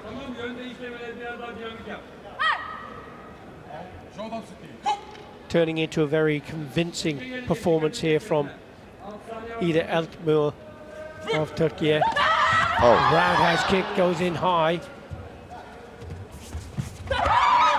Double punch again. She did superbly well. Another point.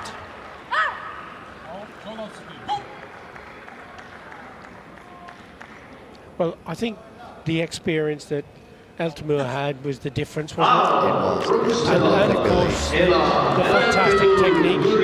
She was so good at it. She moved around the ring. She ate up that time when opportunities were there. She took it, and unfortunately for Aka, when you're trying to claw back points, yes, it's so hard. When it's not working for you, it's such a tough. And she lost her card fairly early on in the back, didn't she? She lost a card. She was down the centre. She was chasing points. You feel for her. But on a positive note, Lauren Salisbury has done incredibly well to get out of the pool, because for her to get there in that level of competition, outstanding. We've got to remember they've got to be in the top 32 in the world to start with. Yep. And then they've got they've got to negotiate 3 bouts in the pool. They've got to then do the quarterfinal and the semi-final to get into a medal contention. So for any athlete to get on the mat at this level is sensational. Absolutely. Just so, as your coach, you'd be so proud of her. Super. For putting herself in the position where she can come home with a bronze medal. Yes. And and the experience that she gained fighting this girl, who's a very experienced, very talented lady. She'll get better from that, and she'll go on, I'm sure. Now we're looking at the gold medal bout in the female minus 68 kilogram category. This is between Japan and Switzerland. 2 incredibly talented fighters. We have Kazumasa of Japan. She was a silver medalist in Paris, but she's up against a grand winner and an Olympian, Elena Carici of Switzerland. 8 Karate1 Premier League gold medal wins she's got to her belt, under her belt. 10 silver and 10 bronze. She's got it all. She was a minus 68 kilogram silver medalist at world level. She was also a bronze medalist at minus 61 kilogram. So Tsubasa has got a tough cookie here to contend with. This is one of the fights you come to see. This girl is outstanding, both of these girls, but to get out there and fight against Elena, this is what you come to do, and this is what you come to watch. Look at the scores, Brian. 24 Yuko she scored on the way through, and also a Wasari to get into this gold medal bout. And she always looks happy. She's relaxed.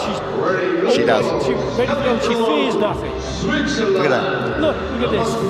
She's loving Which is what I was talking about. By the time you get there, it's time to go to work. time to go. Yeah. Time to go to work. European and World Championships and the current winner, please 17 Yuko, Wasari 1 Ippon. Elena Karichi is also a very cool character. She seems very serious. She's so focused on the mat. Tamar Malua from Georgia, the referee for the bout. Very famous family with double world champion Gogita Akania, her husband, and their children doing incredibly well in competition as well. So karate, Brian, you're an example of it, and so is the referee of the bout. Karate's for everyone, isn't it? For the whole family. Very, very conducive to family environment. As a family activity, it's just, I don't think there's one better. I really don't. We've done it, and there are many, many players out here coached by their parents or family. So it's just, it's outstanding. Yeah. Something very special. Very few sports where you can both go to the sports club or the dojo or whatever it is, and both get what you need from the sport at any level. Absolutely, and you've been getting completely different things. So it's just, we found it quite a family bonding activity initially, and just led and grew. And long may it continue. And we hope it does. Absolutely. So let's have a look at this one. Tsubasa Kama in the red colours for Japan. But certainly these two, there's no worry about them going for it straight from the off. There's no passivity warnings coming this way. No, not with Elena, not with these two.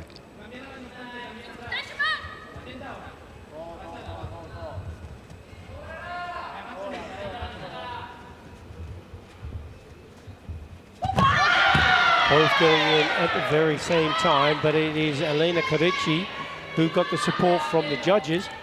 There is a call for a video review from the coach of Kama Tsubasa.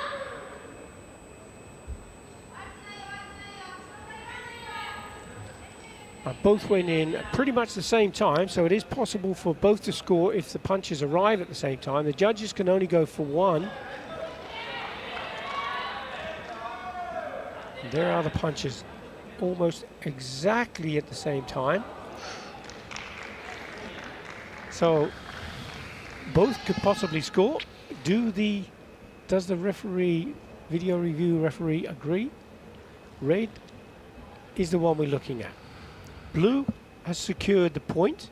Is red good enough to score? What do you think, Brian? What do you think? That is so if you were close. the coach, I would you expect fully that to understand score? why he went up for that. I think they were simultaneous, but let's see what the referees think. Was it on target? Did it slip through? Questions going through the mind of the... Acceptably had a great challenge. Wasn't it? Oh, outstanding. Very good. It could have been, for example, two of the judges went for blue. The score's being given. One of the judges could have gone for red, but it needs two judges to go for red. This time, didn't need a video review. Turning into an exciting bout, this.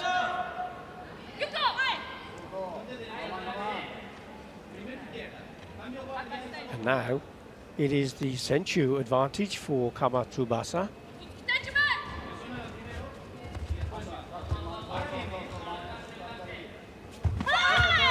Side kick to the body of Karichi. And you must have been in this position many times, Brian, when you've got, you start off, you're in a winning position, you drop them behind. How do you keep that spirit going for your fighter? 2 minutes left. She's a very experienced girl. She knows what to do, and she'll keep that pressure on. Ooh, she's a bit concerned now, but she'll keep that pressure on, and she'll keep moving. There's a lot of time left. But is this a bit of a slippery slope for her? Yes, because now she's chasing, and that's when you can get scored on. When you're chasing, it's when you're vulnerable.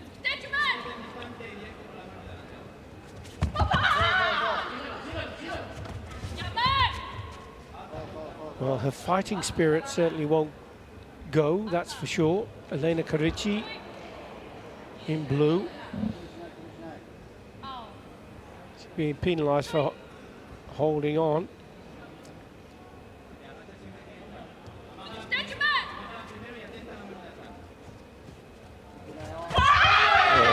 Oh, nearly turning back, that nearly came off, didn't it? It did very nearly come off.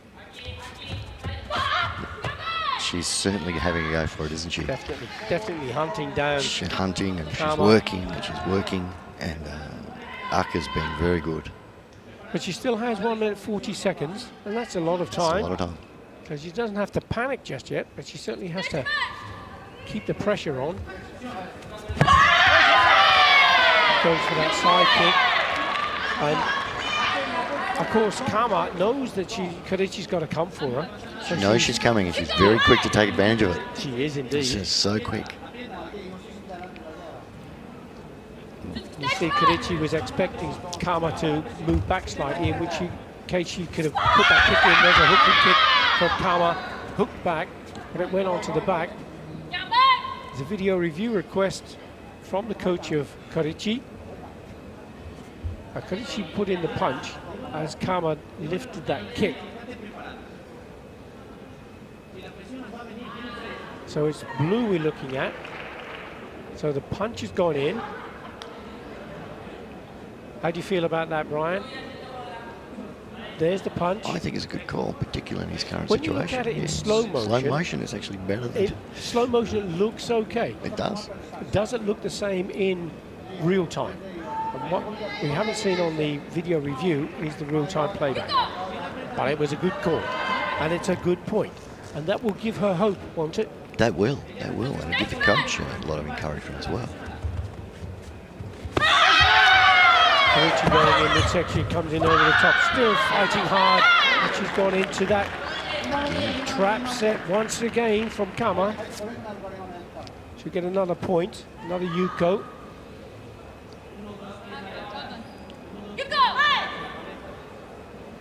One minute, 19 seconds. There's still 3 points and a senchu between the two of them.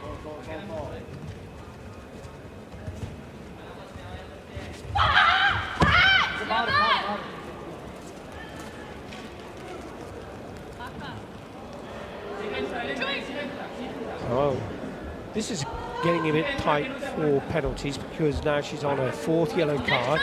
Kama can't take another warning. Why she would get Hansoku, and Karici, we know that. She fires in a punch over the top. Video review request from Karici's coach.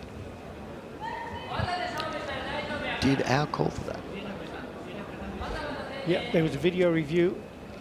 As No, but did Al ask her coach to do that? couldn't see there. See where the punch is. There's the punch. There it is. Now, once more, I'll ask the question, Brian. What are your thoughts? As a coach, you would expect that to I'd score? expect that to score. It's on target. It's bigger, it's not too much, and she's retracted. Yep. As a coach, I'd be saying, why wouldn't you score that? That's a coach. Yep. Again, it's slow motion. Slow motion is great, but a combination of the slow motion and the real time gives the full picture, doesn't it? It does. But it is a strong punch and a good call from the coach. Close the gap now. Still over a minute to go. And there's only 2 points difference in the senchu. Karici just needs to be mindful of the defensive punches. Karichi's gone low for that point. I think her strategy's changed. She's no longer trying to win it in one. Exactly. And look, you can see now why that gold embroidery is on the shoulder. Cleverly, she ducked out of the way, didn't she, as she threw in that punch to the body. Just that 1 point difference in the senchu. Still plenty of time for Karichi. Now Kama is obviously aware of that. She's now changing her tactics slightly. She is. She's going a bit more aggressive, a bit more attacking herself. Karichi, a very, very good point there. Now there's a little bit of frustration from Kama because the judges didn't go for it. But there was definitely a punch from Red as well, wasn't there, Brian? Definitely a punch from Red. A little bit question of. I don't think we had a great angle, but having a question of where that was at. Now, from that angle, we can't see. We're looking at Red. Now, did it kind of go low and then come up? Or did it slip past? From that angle, you can't see where the red pad is. This angle you may do. Wow. Well. What do you think? Well, I think I can say yes. I think it's a point. You would call that? You would give call that? Yeah. Well, it was at the same time. At the same time. And if the quality was there? Both punches going in at the same time. The point was given for Karichi. The question is Red going to score as well? And this is a really important call. It's 35 seconds. This is a huge call. And it is indeed. Wow. Player and coach in complete sync for both of these girls. Absolutely. 35 seconds still to go. Karichi still trailing 1 point. She's going for the high punch over the top. A video review request. Now there was definitely a punch that went over the top, wasn't there? There was.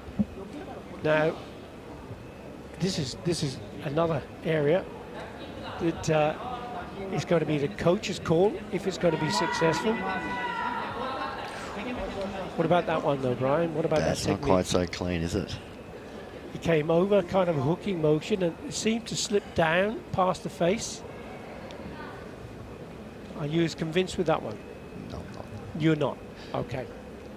But I just fully understand why he went with that. Look at the score, look at the time. Yep, of course. So no score, no card.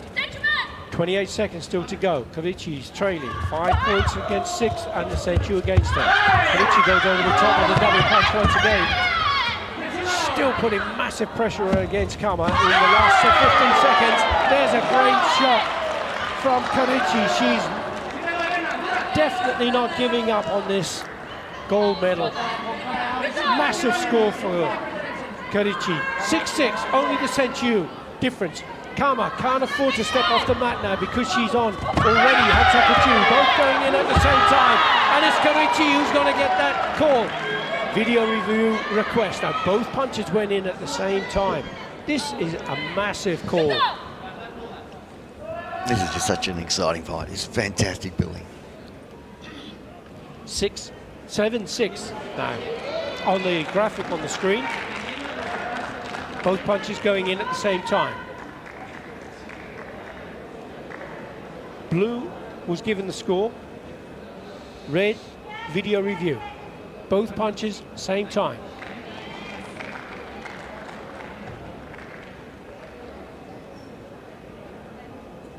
Massive call, this one. 12 seconds still to go.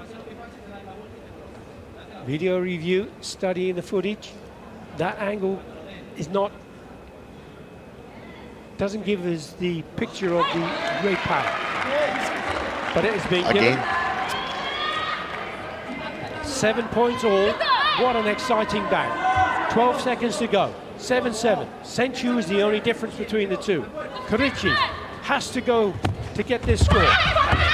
Comes in again. Punches going in. Both going midsection once again. And it's a red score that's being given. Karichi doesn't have a card to call. So the coach can't ask for a video review. into the last 5 seconds. Konichi going forward, throws in a high punch to the face again. But it is Kama's defensive punches that are paying off.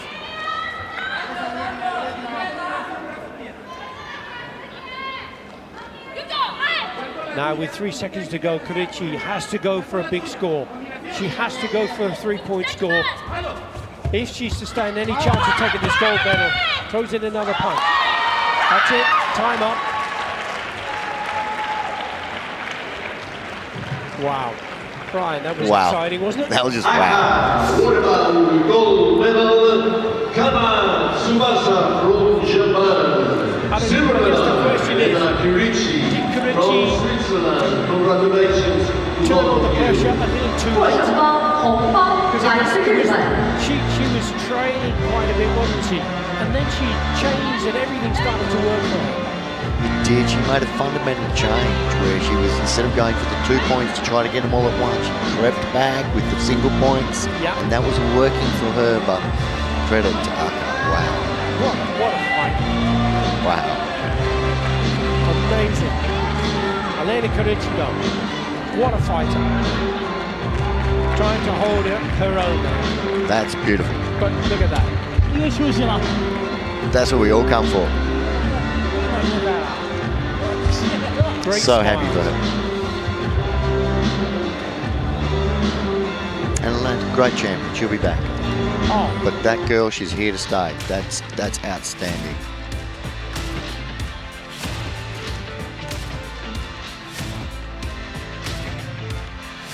that's where she went for that side kick to the body, trying to go for the 2-point score, as you said. But just clawing them back one at a time was the way she was trying to go. That's how she got herself back into it. But Kama was such an effective counter-puncher, wasn't she? She did that so well. Classic karate, Yakuzuki, reverse punch. Well, just a chance to catch our breath a bit after that exciting bout, because we have a medal award ceremony to come up now. All of you karate fans, it's time for a medal ceremony. So, let's welcome with a huge applause the medalists of the male Kumite under 84 kilograms category. 女士们、先生们，男子个人足手84公斤以下级项目颁奖仪式现在开始，让我们欢迎获奖运动员入场。 The medals will be presented by 有请颁奖嘉宾 Mr. Mohammad Al-Harawi, WKF Executive Committee member, accompanied by Mr. Fan Yugong, General Manager of Limping District Cultural Media Group, Xiao Limited. 市空联执委会委员穆罕默德·阿尔达·赫拉维，临平区文化传媒集团有限公司总经理方宇公。 Starting as usual with the bronze medalists. Mahdi Kodabakshi, Islamic Republic of Iran, Shimada Rikito, Japan. 获得铜牌的运动员来自伊朗，获得并列铜牌的运动员来自日本。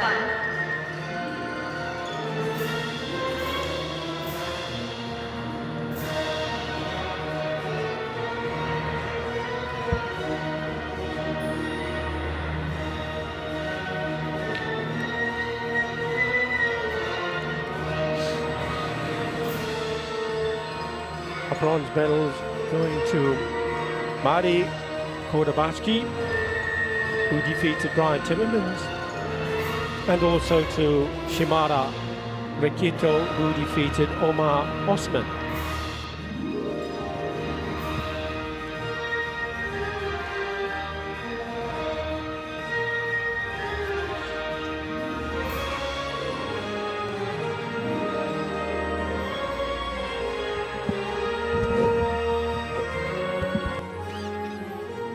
Silver medal, Mohammad Al-Jafari, Jordan. Silver 获得 medal 银 going 牌的 to 运动员来自 Mohammad 约旦。 Al-Jafari of Jordan.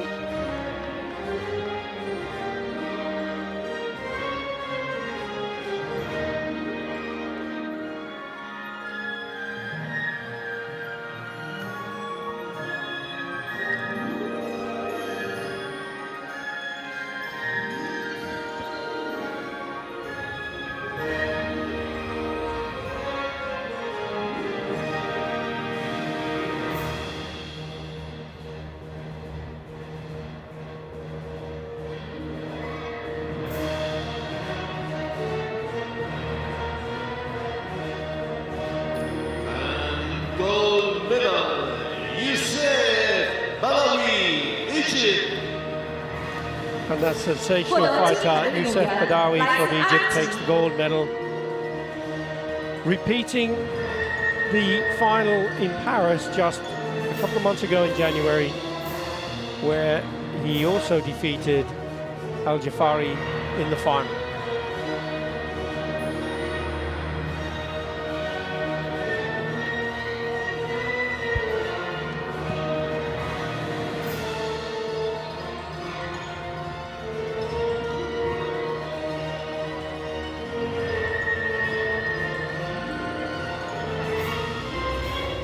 And now it's time for a beautiful picture all together, please, on the main podium.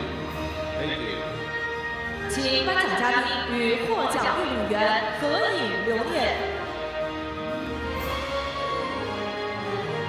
Your medalists for the male Kumite minus 84 kilogram category at the second Karate1 Premier League of the season here in Hangzhou, China. So let's take one more shot, only the competitors, please. 感谢颁奖嘉宾。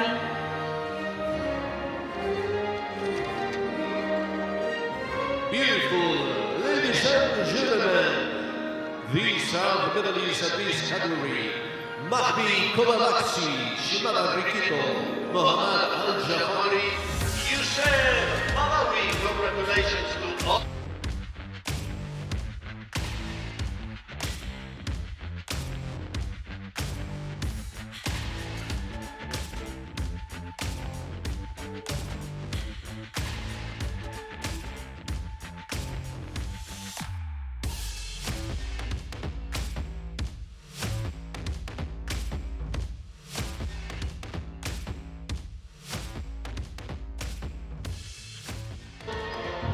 And now, ladies and gentlemen, Nishimen, Shishimen, all of you Karate fans, we are ready for another medal ceremony.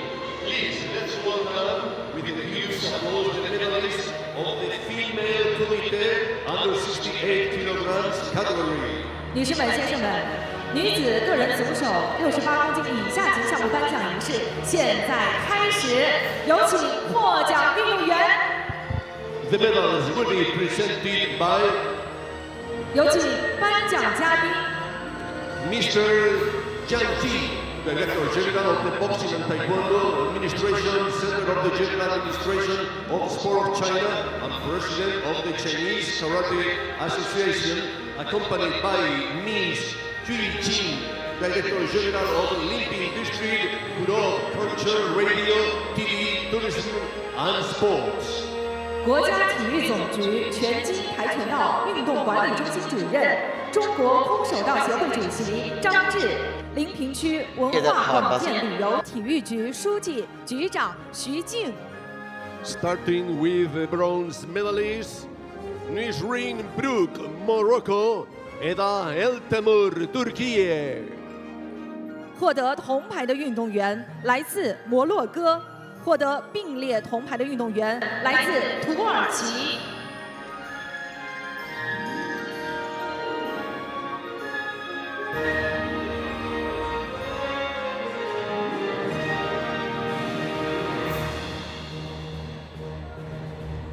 Bronze medals going to Morocco's Nisrin Brook and Ida Eltmor of Turkey.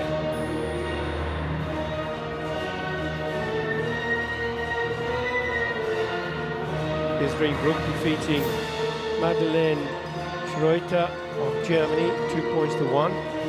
Ida Eltmor defeating Lauren Salisbury of England with a very convincing performance to take that bronze medal.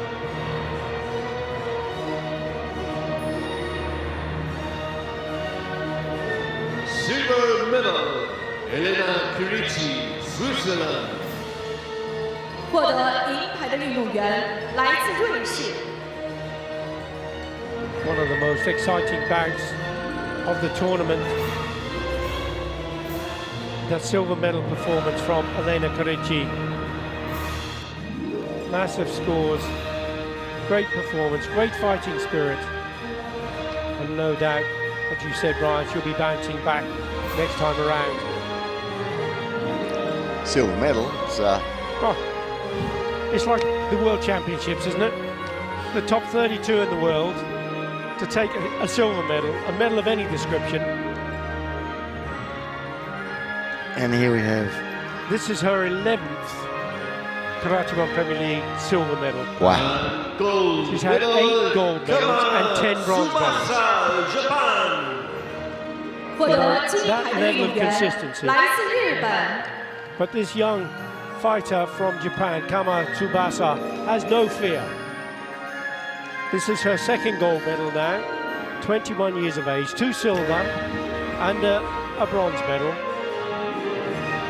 So she's turned silver to gold from Paris to Hangzhou. Are we seeing a handover? It's possible. It's possible.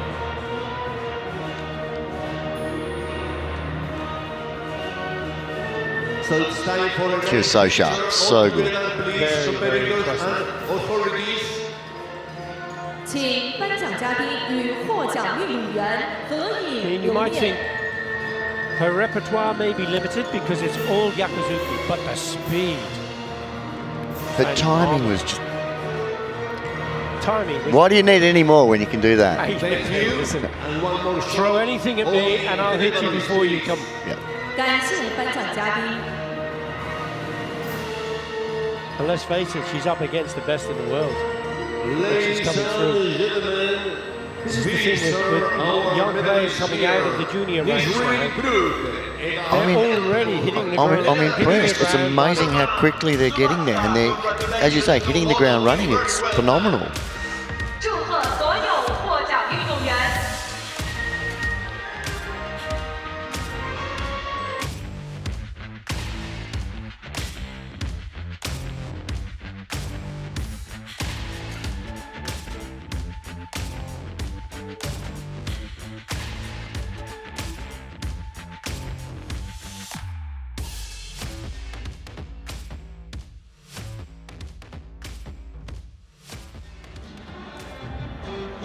Does it get any better?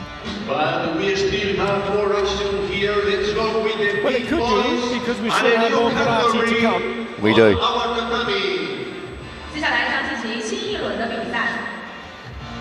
This is time for the big boys, the men's plus 84 kilogram. Number 1. 男子个人组手84公斤以上级第一轮铜牌赛现在开始。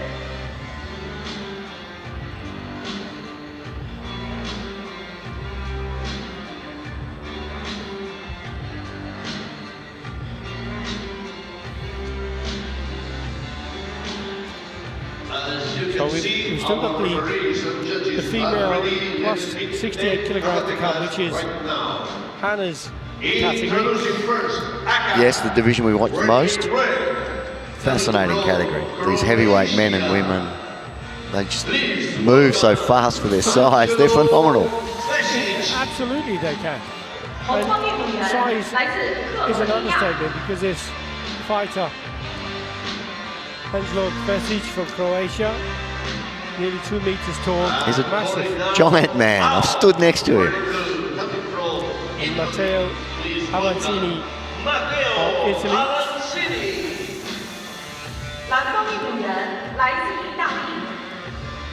6 Yuko, 1 Masari, 3 upon from Avanzini, so look out for the big scores.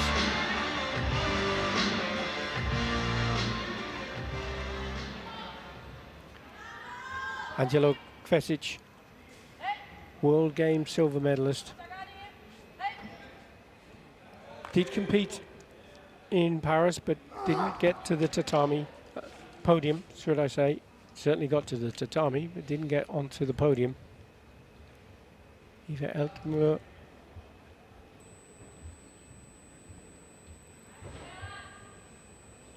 And the referee brings them onto the mat.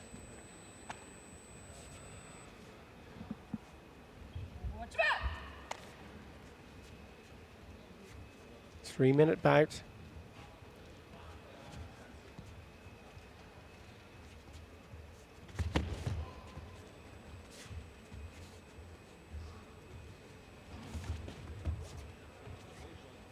teasing, testing the waters. Shall I throw the technique? Should I? Strong side kick from Kvesic. He will open the score with a wasari.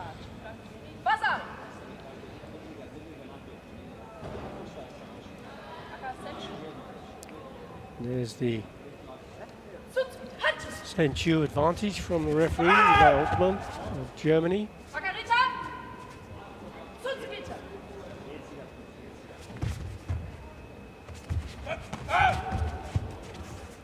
So in the training, Brian, how do you decide what techniques to use? You have to work with your athletes to find out what they're capable of. You work with your athletes to find out what they can. Oh, wow, that was a sensational technique. Unbelievable from Kvesic. She's using that kicking ability so well, so effortlessly. Now it depends on whether the referee felt. The judges went for the score, didn't they, Brian? They did. It was a fantastic kick. It was the kick you just saw again in the right-hand side of the screen. I fear he might. I think it was a bit too hard. I fear he might not get the score for it being a bit too hard, but it was just such beautifully timed, clean Let's kick. have a look again. There's the kick. Wow, splat right on the side of the face. There's no question about the quality of it. But was it skin touch or a little more?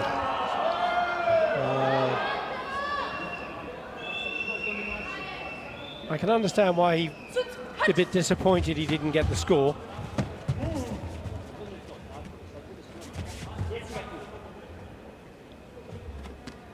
And you know, I haven't seen him now. He doesn't seem to be any reaction now. He's quite all right, isn't he?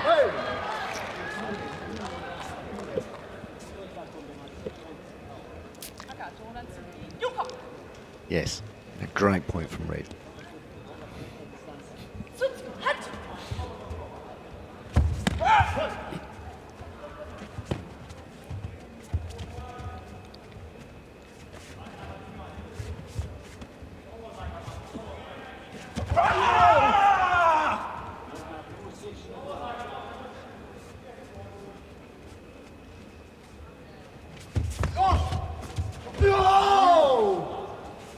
He's trying to force his fighter opposition off the mat. Haven't seen another one of the youngsters, only 20 years of age, come out from the junior ranks. He's under 21 world champion. And he's only just become the world champion in Poland this year. Right, so straight into senior ranks, straight into a bronze medal. Yeah. Video review request from the coach of Kvesic.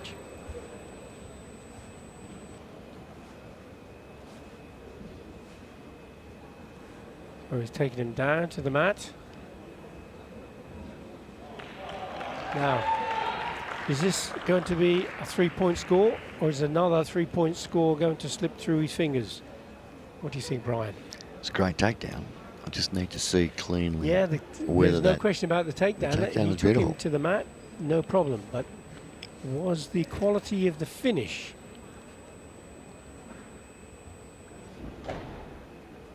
You see, it was almost in real time. Let's have a look.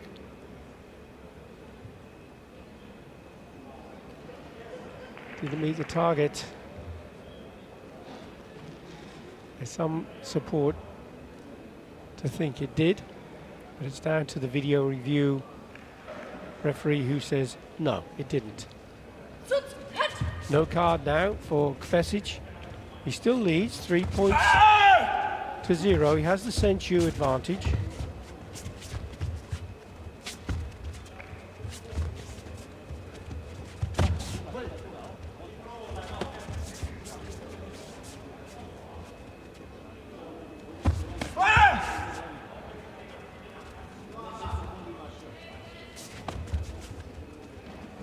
I have to say, Kvesic is still feeling very relaxed, very confident, isn't he? Don't like to say, but he looks in control. Oh, yes, absolutely. I haven't seen him. He certainly has the skills. He didn't get to become world under-21 champion for no reason, did he? No, he's certainly got all the skills. But Aka does seem to be in control of the match and timing of the match. Yeah, he does, yep. Video review Let's have a look at this. for Avancini.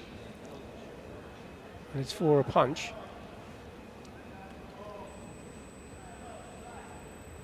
So, did it meet the target? That's the question. Did it meet the criteria? There's the punch coming in now. Now, you can see Kvesic turn his face away. Now, did the punch go past as a result of him turning his face away? Think he might get that, Bob? Billy? Well, we'll see. find out in just a moment, no doubt. It was a very close one. Would you have called it as a coach, do you feel? I think he had to. Yeah. 3-0 down. Yes, he got the There you score.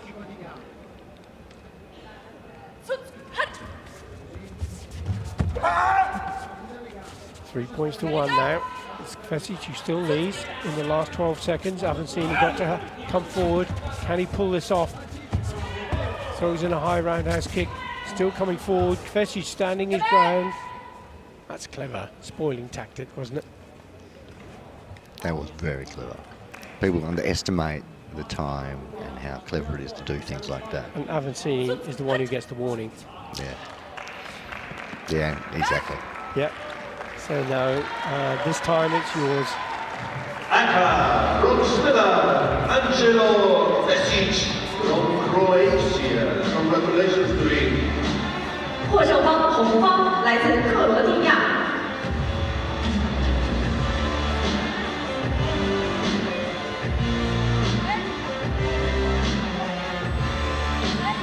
People who watch might not realise, but somebody like that will train that. He will train that last 10 seconds, and he will train that how to eat up the time, and he'll train that how to pull the category warning. And Tom Scott, who was commentating before you, referred to those situations as takeaways. Takeaway. So he's taking away opportunity from you, for you to score, and taking away time. Yes, So- you have to train it. It doesn't just happen. No. And you can see he has. It's- Takeaways. I like that. I might use that. He calls it takeaways. He's taking opportunity away from the opposition, taking away their time. Yeah. I kind of viewed it as spoiling tactics, spoiling your opportunity. But whatever it's referred to, However as, you refer to it, it's an important part of your training, isn't it? it is. It has to be. At this level, it has to be part of manage training. the tatami, manage the time well, And some of these top players do it so. and they make it look, and they're walking the tightrope of the rules, aren't they? They're not doing something so that they fall foul of it, and it's just to the edge. 现在开始。 But that's sport. And it is a sport. Absolutely. Exciting one at that, but it's a great sport. Our second of the bronze medal bouts in the male plus 84 kilogram. This is between Turkey and Egypt. Furkan Kayali of Turkey and Tariq Mahmoud of Egypt. But he's not coming out. I'm calling now our wearing blue colors from Egypt. Please welcome Kata Mahmoud. 红方运动员来自土耳其，蓝方运动员来自埃及。 Mahmoud, 24 years of age, world silver medalist. 5 times he's been a Karate1 Premier League gold medalist. 5 times he's been a silver medalist, and he was the gold medal winner in Paris just in January. So really on form, Brian. And look, the gold on the shoulders signifies that he is indeed the grand winner from last season. The current grand winner.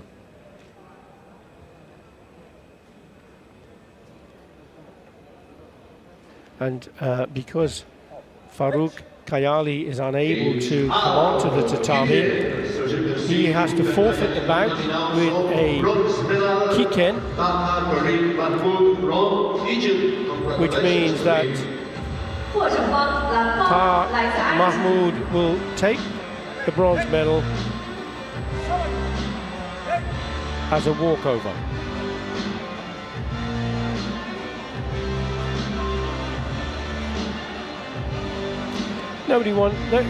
Athletes don't want to win in that way, do they, Brian? No, it's a shame. I don't know what happened to his opponent. You can see that, but It's probably an injury or that stopped them getting onto the mat. But it's a difficult one. I mean, he's lost, has to forfeit that bronze medal, has to forfeit the points that go with it in a World Championship year. of course. 84公斤以上级金牌赛现在开始。 So the gold medal bout now in the male plus 84 kilogram. This is between Georgia and Iran. Irabi Gelashvili, 20 years of age, another junior coming up through the ranks. Coming from Georgia, number 25 on purpose standing, number 26 on the world ranking, silver medal at Series A in Cyprus last year. Please welcome Medali Gelashvili. 红方运动员来自 Irabi 俄罗斯 Gelashvili, that was the path coming through the rounds. Gogita Akania, you can see double world champion in the background, his coach. Coming from the Islamic Republic of Iran, number 9 on purpose standing, number 8 on the world ranking, bronze medal at Series A in Cyprus last year, but he is the current Asian champion, Saleh Abasadi. Salah 蓝方 Abazadi 运动员来自伊朗。 has all the ability. 4 Yuko, 3 Ippon on the way through. Gold medal match is ready. Both competed in Paris. Neither of them made the podium. Uwe Poligol of Germany, the referee for the bout.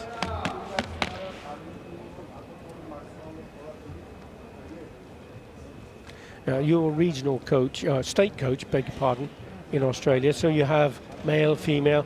Are you the Kata coach as well, Brian? No, Just specialist specialist Kumite. on Kumite. Yeah. But it's Yes. male and female. Absolutely. Yes, I really enjoy teaching coaching the And female athletes. They're And how very often do you get your squad together? different. Not often. no. 'Cause As Australia's a state, big we're just too big far place, isn't away, it? Yeah. So we're mainly trained by our club coaches. Yep. So this is a club tournament, so we've trained them all ourselves to come here. We get together as a state probably only 10 times a year. Wow. And do you work remotely? Do you kind of give instructions of things that you want them to train and want them to do? Look through the club coaches, yes, but it's not a formal structure.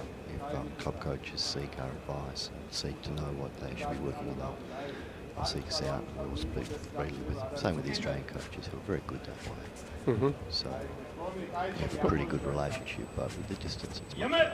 Yeah, and with the National Federation set up, they will disseminate instructions to state coaches, and the Federation gives you great support.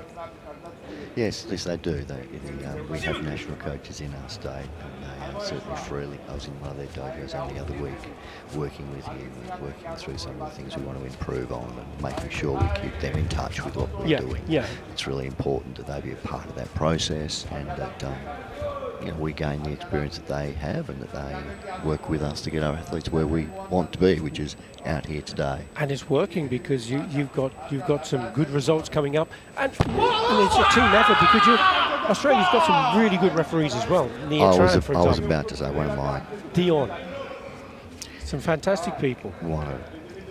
You've just named two of my role models, guys who have made it to the top of certainly in the refereeing fraternity, who've led the way for us as Australians. And that was incredible, wasn't it? That was a fantastic. That's amazing for a man his size. There it is, 3 points. And a video review. Yeah, you were speaking about the late Concas as well. Yeah, what wonderful, an amazing wonderful man, and what another role model. One of the main reasons I'm here. Then you've got Nia Tran, fantastic role model, fantastic man. Yeah. That Ashibarai foot sweep as he takes that leg. Look, the kick came up for the technique. Now, if that went in, it was first, so it could score. The sweep has come up after that. Question is, did this kick go in? It was a spectacular sequence. Now, if the heel hooked back on the head, it could be a 3-point score, but there's the sweep, and the follow-up punch was the one that got that 3-point score for Gelashvili. And the kick was before the punch. It was. So and it could score. Accepted. Excellent.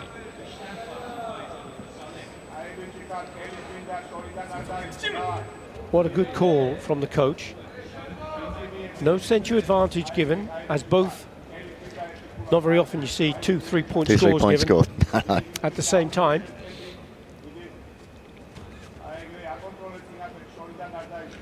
And it's an interesting one, isn't it? Because actually the punch was second. It was clearly second. Clearly second.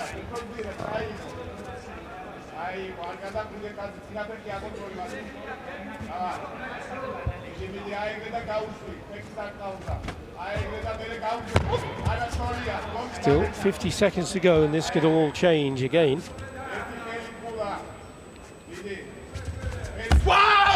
And hand punch from Abazari.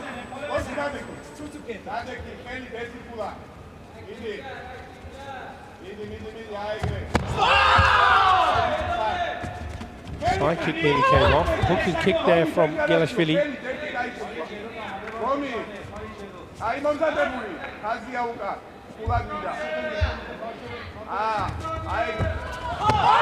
Oh, that was a clever tactic, wasn't it, from Gelashvili? He teased his opponent there, drew him in, and then pulled in the reverse punch. Yeah, it was clever tactic. Clever tactic. Now he'll get the senchu for that technique.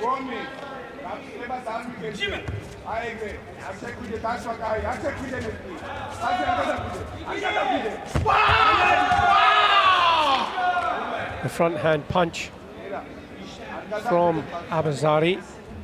I think the kick came in, but it was after the yame.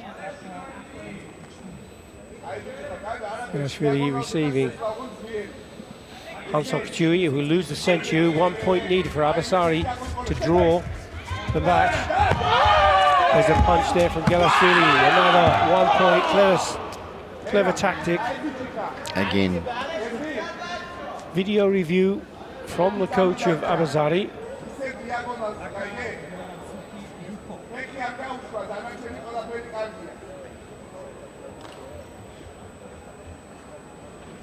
So we're looking for blue potential point.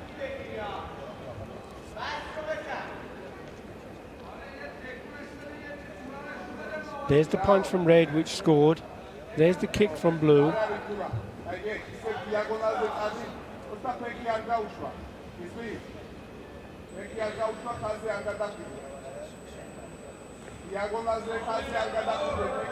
So no score for blue in the last 4 seconds now. Oh, there was a kick there. Came up, no card to call it. No card. No card to call, but that no flags. That looks so close, didn't it, Brian? Be interesting to see what that might look like in a video review. That was exciting, Billy. From Georgia. Silver medal, So 5 points to 3 win. Gelashvili. 获胜方红方来自格鲁吉亚。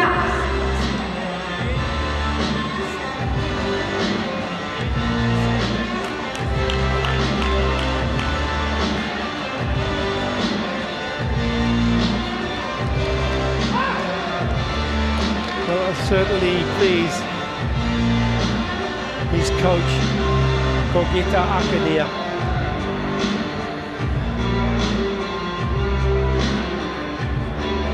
twice world champion. It's Fantastic fighter. And it's amazing to see somebody of that level now putting back into the sport as a coach, supporting an athlete and enjoying the athlete's success. The athlete would benefit so much having somebody of that nature in his corner. So that was the hook and kick that came in and the punch.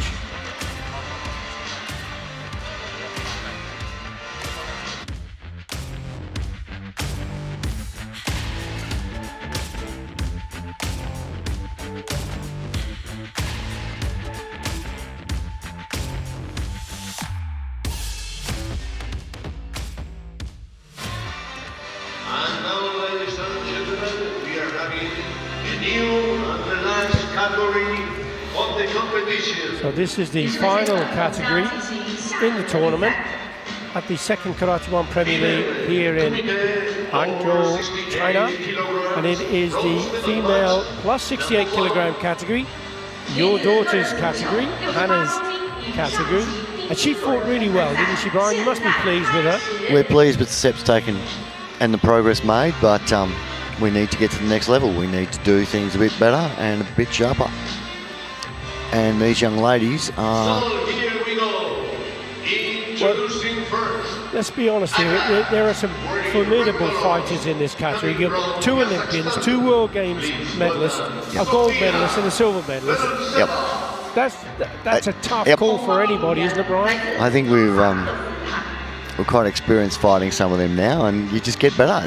It's what you want. It's what you come for. And this young lady's outstanding. Oh, Sofia Berotseva, silver medalist in Paris, Olympic bronze medalist, World Games champion. Coming from Germany. That's why she's here. Johanna Nier. Now this will be very interesting because they're very, very contrasting styles. Yes. Joanna's well known for her legs, for her feet attack. Kicking ability, yeah. She has added to that.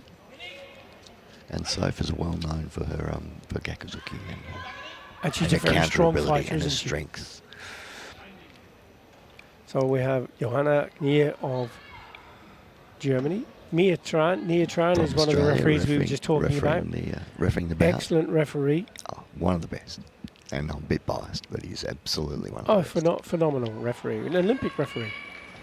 Yes, indeed. Yes, indeed.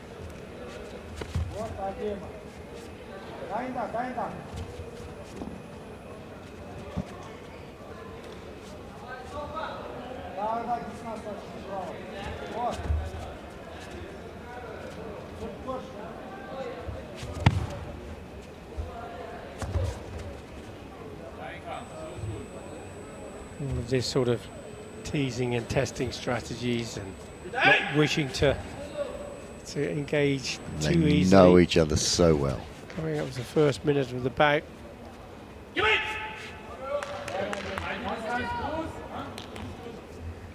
Referee not satisfied with the level of combat. Both will receive a passivity warning.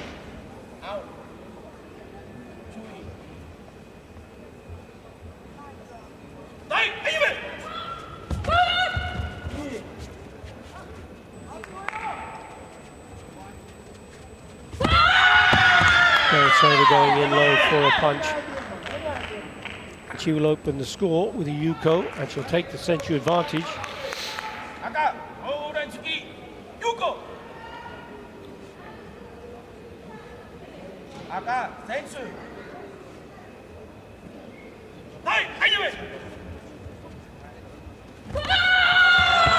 This time it is Nia who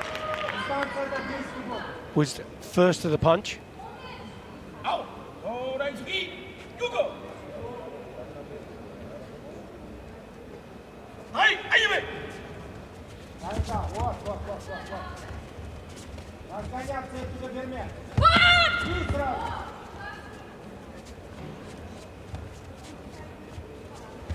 So if it was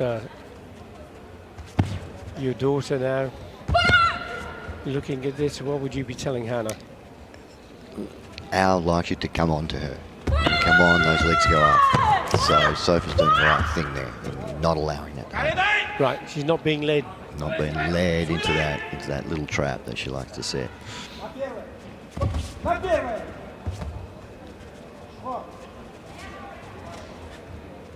And of course, Karate1 has the century advantage, doesn't she? She does. And she read that kick, didn't she?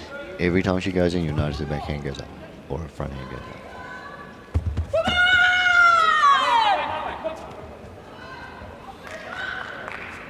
And Al's just working away, and she'll just continue working away.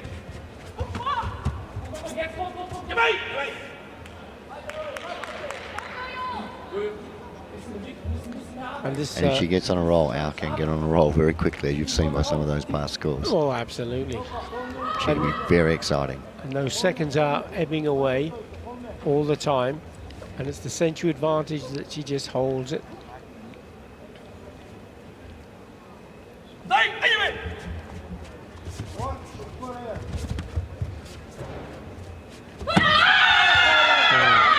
Karate1 goes high, Kinnear goes low. And the video review. And the video review. So blue gets the point. Karate1 certainly did a punch at the same time. Went high.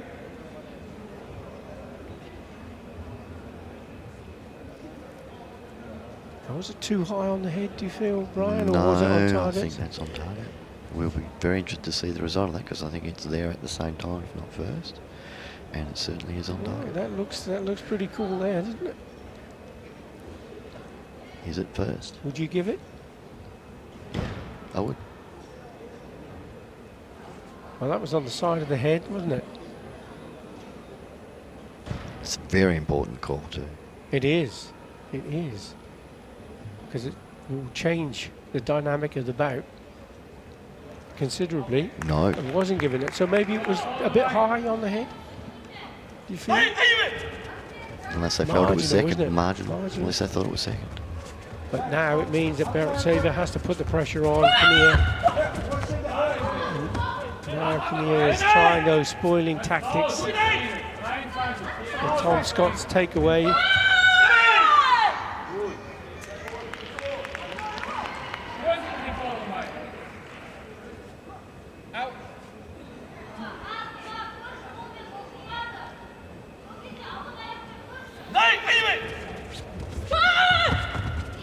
Now the legs are starting to come into play from Kinnear as we go into the last 15 seconds. Karate1 putting her under immense pressure in the corner, trying to force an error. Kinnear turns out of the corner, staying in close. And 8 away, what, 3 or 4 seconds? Yeah, there. exactly. Just stealing that time. Take a Hansokachui here. She can't do it again though. 4 seconds still on the clock. Karate1 needs to get at least 1 point. And there's a kick from Kinnear. And the video review.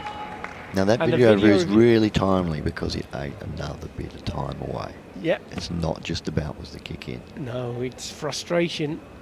The kick was pretty close. Pretty close. The arm of Karate1 was pulling down to try and block it, but whether it was an effective block or not. So it was nearly there. Whether it was perceived to be good enough to score a point, we'll find out in just a moment. But it's a big, important call from the coach. Just take the sting out of the tail. 2 seconds on the clock. Karate1 goes forward, goes in high with a punch. And what a sensational point it was. Now that 2 seconds delay in the referee's Sensei Neo is checking to make sure it just was to make sure that it was within within time. But they can take up to 2 seconds to score the point. And definitely Karate1 felt that score was there before. If there is a video replay, you can look at the scoreboard, you can see exactly what the time is. But at the moment, that's what the referees are doing. They're just checking on the video replay to make sure that it was valid. And it was valid. And what a time to score a point. There's the point. You can't see the scoreboard on that replay there, so you won't be able to see what the score the time is. Oh, what a sensational score! But you know that is what makes a World Games gold medalist, an Olympic bronze medalist, the ability to keep on pressure. Yes, and she actually brought the game down to the way she wanted it played too. She didn't want 8 or 9 scores scored against this girl, because this girl can get on fire when she goes. She wanted it to be 1 or 2. That's how she went out there. She knew what she wanted, and it was so close. Our was brilliant. Just 2 points each. Century. You don't get closer. Amazing. On the buzzer. Incredible.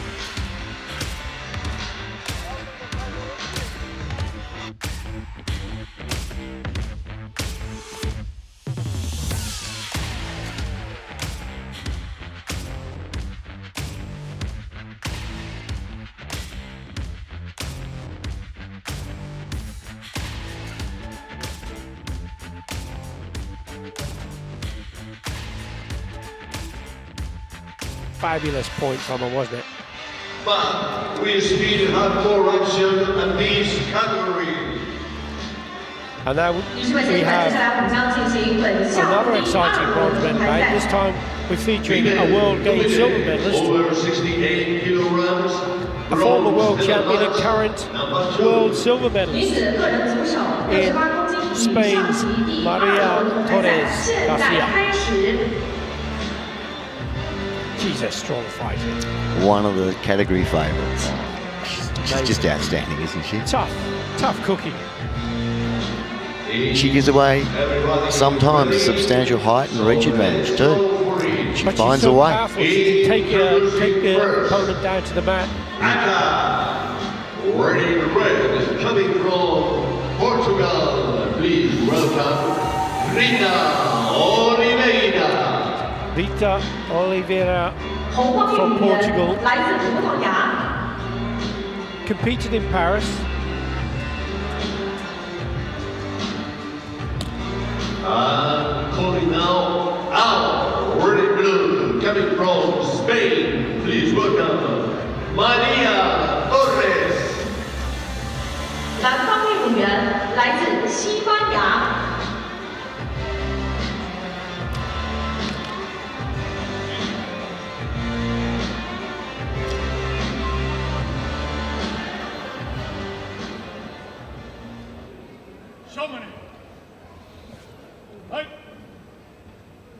And as you see, the gold embroidery on her shoulder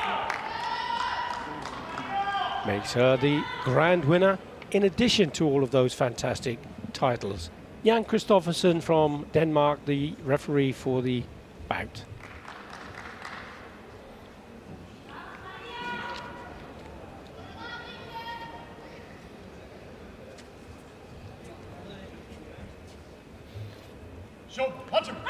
We get underway with the penultimate bout of the tournament. Oliveira in red for Portugal, Torres Garcia of Spain, with her back to the camera.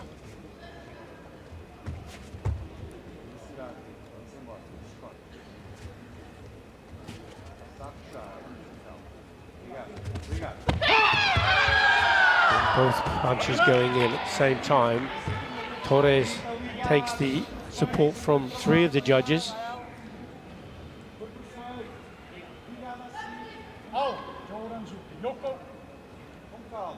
That'd be the century advantage to go with it. That punch is typical of what Maria can do from those close quarters. You don't want to fight Maria there. Particularly if you're taller. She's just so quick. Yes. You want to take that reach advantage over. You don't want to get caught there.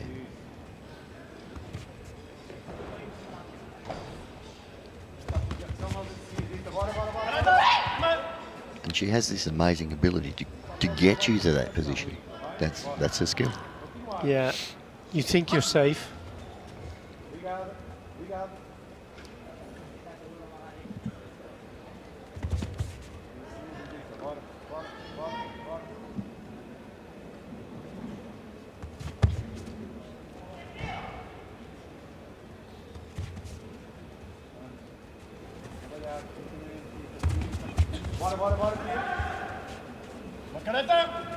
Again, these kind of quiet moments in the bout where there's not a great deal going on. There's a lot happening in their heads, though, isn't there? And they're chewing it up. She's Yeah. chewing up the top. She has Yeah, a point. that's what. Yeah, why does she need to go forward? She's winning.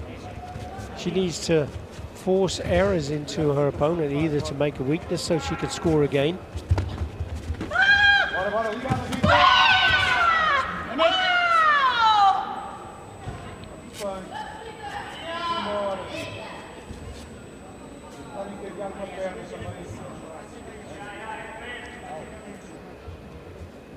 Quick look back over her shoulder to the coach, see if everything is going according to plan.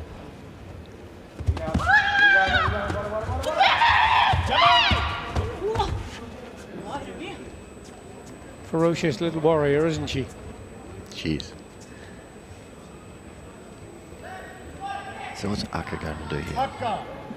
She's got plenty of time.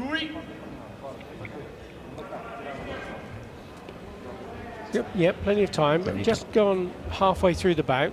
She's trailing only by the 1 point and the century against us.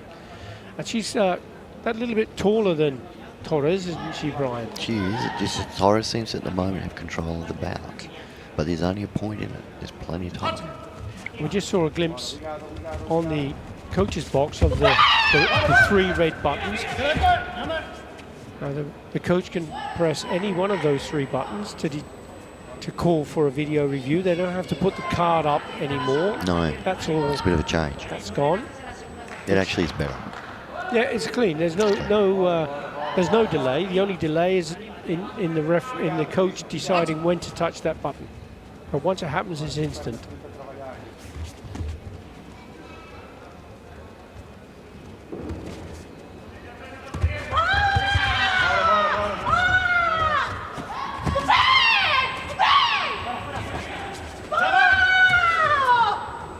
Well, that was a strong punch from Torres.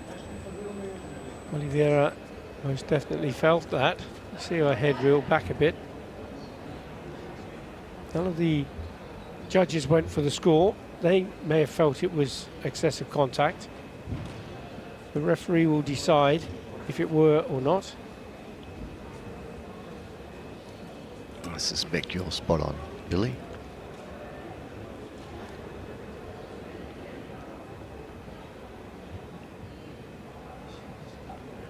Actually, there was quite a strong punch from Oliveira to Torres. Wasn't the only one, was it? And it was that a tit for tat, so to speak? Was that each of them having a little blast?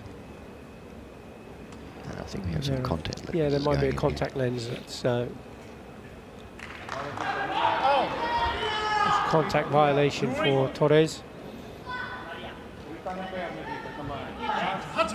Back into the action. We're into the last minute of the bout. Torres going low for that Gyatsuki reverse punch to the body. Interesting, because she came away from the high punch to the body punch, didn't she? And she's very quick to close the distance and take the advantage. And going in under that long reach of Oliveira.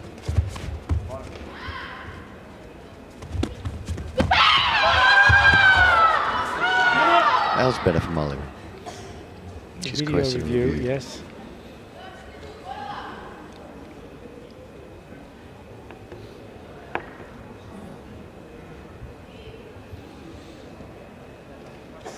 She was moving backwards as that punch came in. Absolutely full extension. Yeah. And the punch needs to have potential to go further. But if it's at the extremity of that reach, then it wouldn't score. Well, we'll have to wait and see what the video review referee makes of it. So what she's done, she's thrown the punch and she's brought her body in afterwards.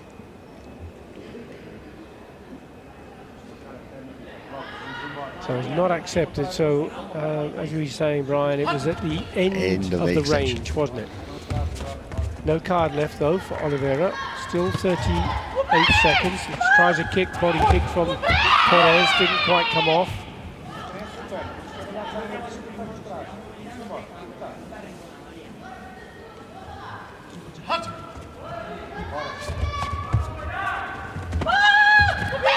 Strong kick to the body from Torres, didn't meet the target. Into the last 22 seconds.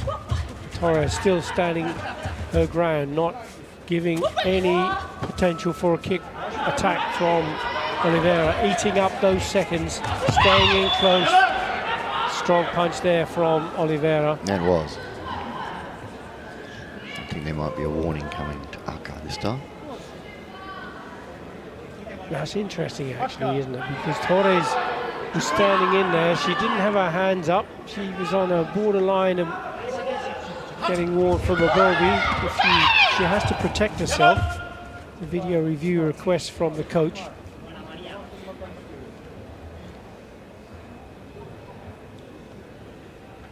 And if you're not quite familiar with potential from a bogey, is if you fail to defend yourself and you get injured as a result, could be deemed to be your own fault. There's a strong punch there though. That's what we're looking at for the video review from Torres in blue.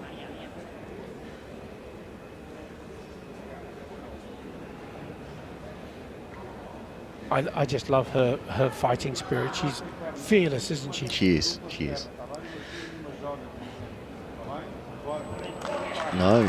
Didn't get the score, 4 seconds still on the clock. Watch Oliveira, she has to come forward. Torres standing her ground once more. Turns cleverly out of trouble. Strong performance to take that bronze medal. Bronze medal, Maria Torres, Spain. Congratulations to her. Score says 2-0. But it was clever. The strategies that they both put in place, particularly Maria, to make sure she got that victory. Yes. Outstanding. That's why she's wears those gold stripes. Absolutely.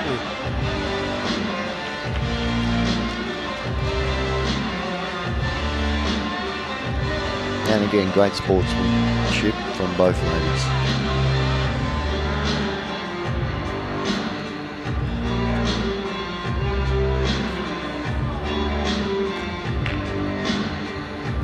What a champion. Maria Torres Garcia adds another fabulous medal to her tally.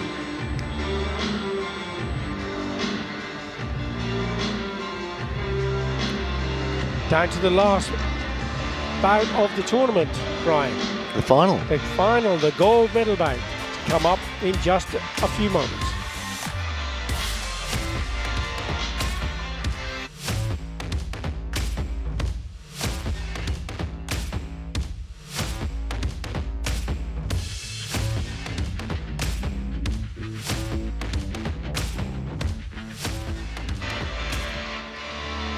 So, ladies and gentlemen, here we go with the last bout of this category and the last bout of this competition.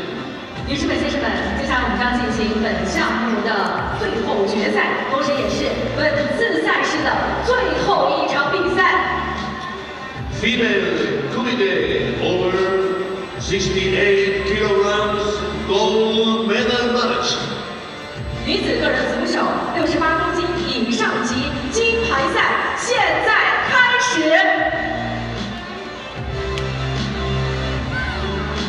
Here we go. Introducing first, Aka, wearing red colors, coming from France, number 48 at the world ranking, bronze medal last year at Series A in Greece. Please welcome Climont Pair. Climont Pair, 20 Yuko scores, 2 Watari, 4 Ippon. Massive potential.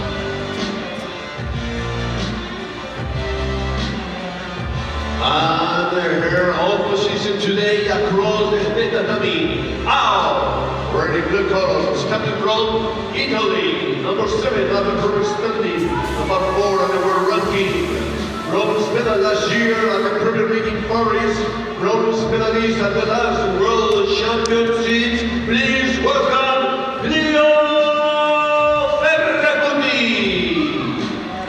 Leo Ferragutti from Italy Olympian, 28 years of age. She was 7th in Paris. 68 kilograms, gold medal match is ready. So, this is a new, young, up-and-coming star. Relatively unknown, apart from the bronze medal bout. A bronze medal she took in the A Series in Athens in 2024. Clément P of France, wearing the red colours. The much more experienced Clio Ferracuti of Italy. She hasn't won a gold medal at Karate1 Premier League, but she has been silver medalist 5 times and 6 bronze medalists she's taken. She was 7th in Paris. See how this starts to play out. And we do know that Clément P, from the statistics in the graphic, you can see there she is capable of scoring Wasaris, Ippons, 3-pointers, and 2 one-point scores as well. So once they get underway after the exchanges in the first opening seconds just to test each other, it turn into an exciting bout. So these two have been on fire this tournament.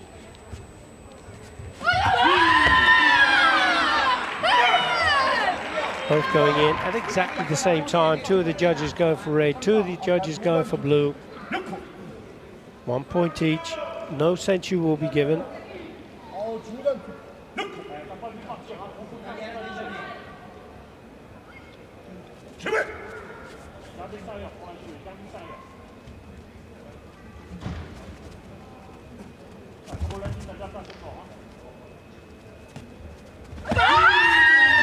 Clément going low again.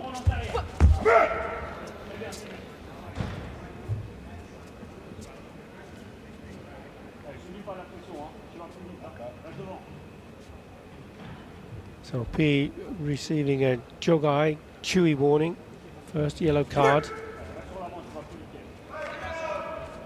And how do you use the warnings now, the Chewies and the Hansoka Chewies, as part of the strategy, as part of the Look, it's definitely changed a fair bit. The tactics, yep.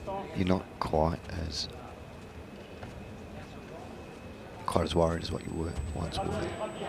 They're used in a different way. Used in a different way. You know, you can. There you go. There's first point. I know she'd be the underdog here, but she was absolutely on fire this week, and she's such a strong fighter, this French girl. She has the century advantage now. Wow, strong counter punch, wasn't it?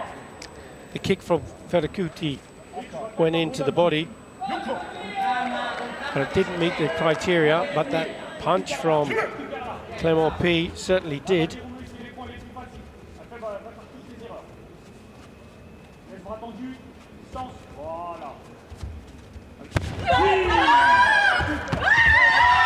Once more, Ferracuti goes for the kick to the body. Coaches asked for video review, but once more, that counter punch from P has given her another point.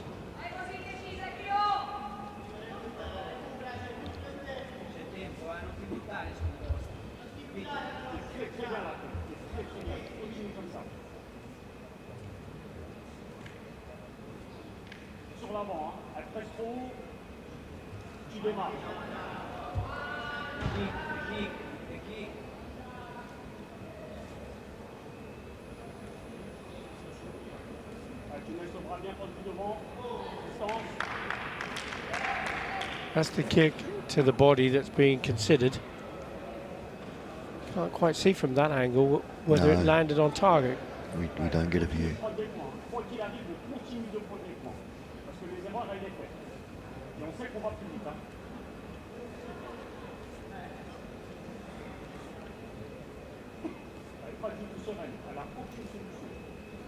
So will you see the kick come in here? But if they're scoring Red's kick, Red's punch was well before that technique. Yes, it was indeed.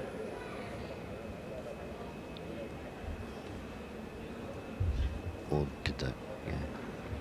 So the video review referee could be looking at whether or not the kick was in first, but as you say, the punch was way before that.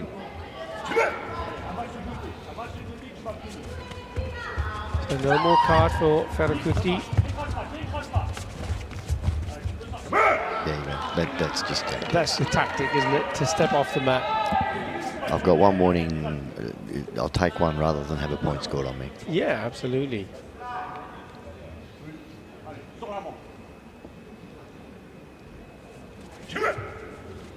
What if the if you could have fewer Chui? There are 3. In judo, for example, it's just 2 Shido Really? and Sakomaki. That's an important 2 points there for Blue. Yeah. Look, I like it the way it is, I'll be honest. Yeah, of course. Well, from a coaching point of view, Yeah. it gives you that. Gives us. But if it's seen as being used as tactic, then it's part of the game, isn't it? It is.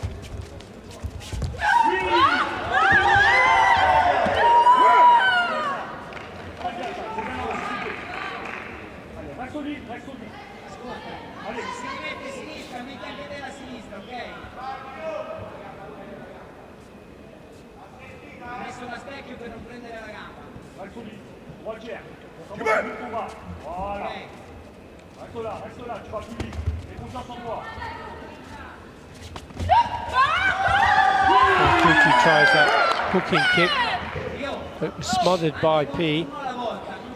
Limon P closing in, putting her arm up, stopping, frustrating the Italian fighter. That was a better punch from Ferakuti. Was. Clean, leveling the score now, 4 points each. It's just the Senchu advantage that is held with 30 seconds still to go. Ferakuti either forces the error in the last 15 seconds for her to lose the Senchu. P could be penalised for holding on.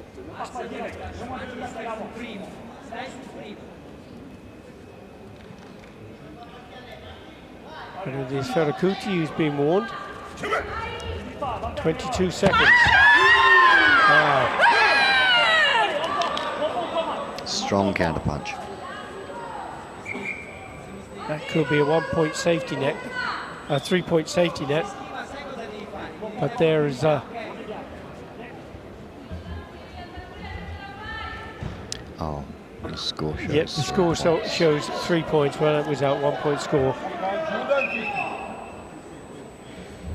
They're just checking the video before the referee makes the decision. But it could be that one of the judges got excited I think and it's pretty called for an clear. ippon. Yeah. And in fairness, they're quite close together. So.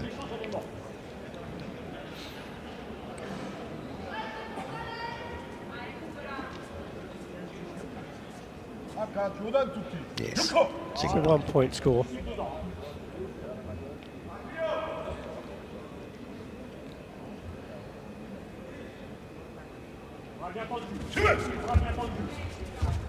Coming into the last 15 seconds. Ferakuti going to have to. That was close with that turning kick.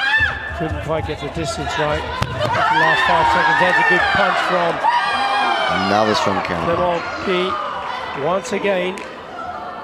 And this is a demonstration of the point you were making, how effective she is with those punches. 6 points to 4 now. Ferakuti has to go forward. She has to look for a big score. Limon P steps off the mat. She'll lose the Senchu.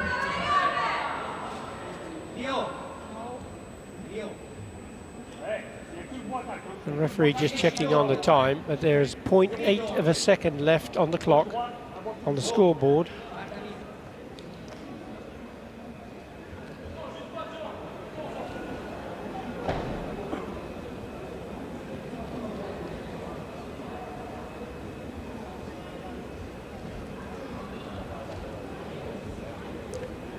So this performance from this exciting French fighter, you say she's been on fire all the way Exactly through what I the saw tournament. through the tournament. She was on fire, and So Cleo quick. was on fire as well. She's so strong. And she's so young, and she just steps straight in. It's just, it's outstanding. And for her to pull this upset off, Well, yeah, you know, she's up against an Olympian. I have she's a up feeling against... in not too long we'll be saying this was no upset. Yeah, yes. The referee just adding 1 second on the clock, which is important. Oh, she stepped off the mat. Now the time is up on the scoreboard.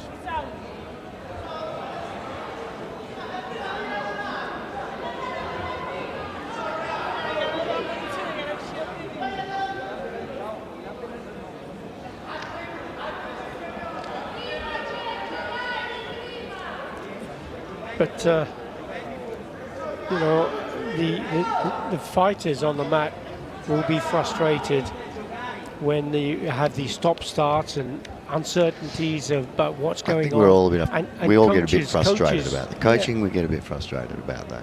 Why is it necessary? Was she? What was her penalties before she stepped off? Well, there was, you see, before when they had added the second. Is what happened? There was a question there about Hansoku Chui, because remember I said she could lose the Senchu now. But if it wasn't invoked, that one would have been Hansoku. That's what I'm getting to. And so there's a big concern about that, because you could end up with a protest. Precisely. On the final. Here we go. There's the Hansoku Chui. And there's the Senchu gone. Senchu won.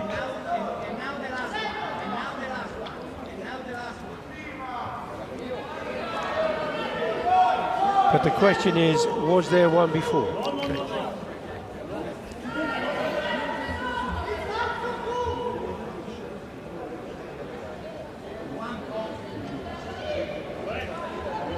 So it's really important that that is sorted out, because it will fundamentally change the outcome of the bout, obviously. As it stands, Clement P is 6 points to 4. Time is up. And she is looking to become the gold medal winner. If, on the other hand, there was a Jogai before this, she would have had Hansoku Chui and lost the Senchu at that point. The second Senchu would make it Hansoku. However, if it wasn't given, she didn't know that it was Hansoku Chui. Exactly. So it could be a big problem. Quite unique.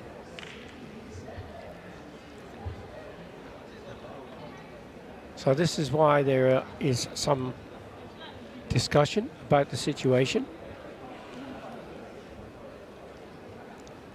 But I'm sure the video would reveal this.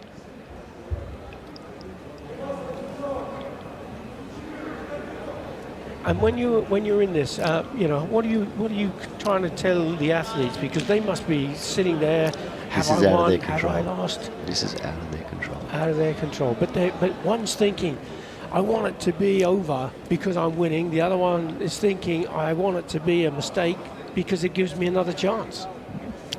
They're mature, outstanding young athletes, and you can see that they have They taken don't this seem in too their phased. stride. Because They understand this is out Here's a of their video control. review. This is about the score. The clock says 1 minute. This is earlier on in the bout, so we're having a chance here whilst they sort this out as to a little bit of the action. Now you see both of them thinking, okay, let's just wait here. We're still friends. We are just waiting for these guys to sort it out for us. And but you know, the rules are the rules. They have to be applied fairly and consistently. It has to be seen to be That's for point, not for Jogai. Because E point and show you point. Receive point. Yeah, but show E point, not you point. Not so long. because this all started when there was a 3-point signal shown on the graphic, Correct. and it should have been a 1-point score. Yes, that was first error. Right? And then Corrected that. yeah, and then there was the question about was it a Jogai? Wasn't it a Jogai? Was it in before Yame or after Yame? There are several considerations being thought about. But from Aka's point of view, she's sitting there with less than a second to go. She doesn't have Hangzhou Chui. She steps out to protect her lead. You can understand that. Yes, absolutely. And I suspect that will be the end result. Here's again another 1.4 seconds, 1.3 seconds now. She goes off the mat and is there was 0.7 seconds still on the clock when Red stepped off the mat. So it was still within time.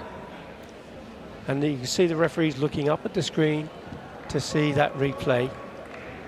If it were available again, that would be, they were looking up to see what was being shown. But you could see the clock was red, and it was still 0.4 of a second left when she stepped off the mat into Jogai.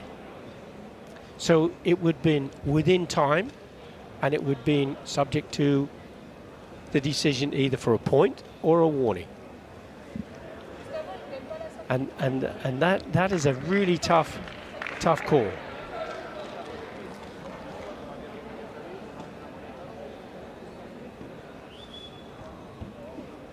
But clearly, very frustrating situation for everyone concerned.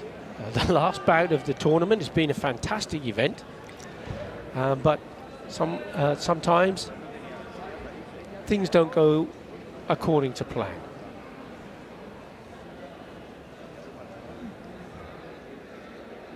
This is the other jogger. This is the other jogger now they're checking.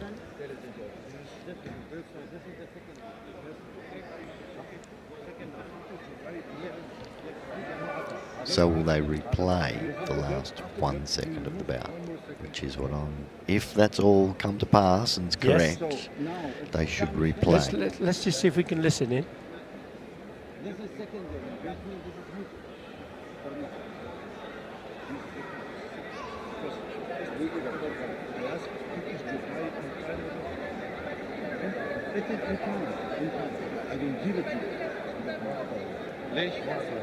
Well, it's extremely unusual, Brian, to have this situation. We know that.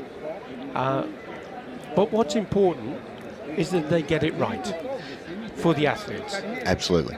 Absolutely. The only people that I'm concerned, we're concerned, it should be all about is the athletes on the mat. Absolutely. To make sure that it's done properly. And they're explaining it to each other. If you're having a look now, as they're having a bit of a chat on the mat, they're saying this is what we think's going on. They're probably as confused as everybody else.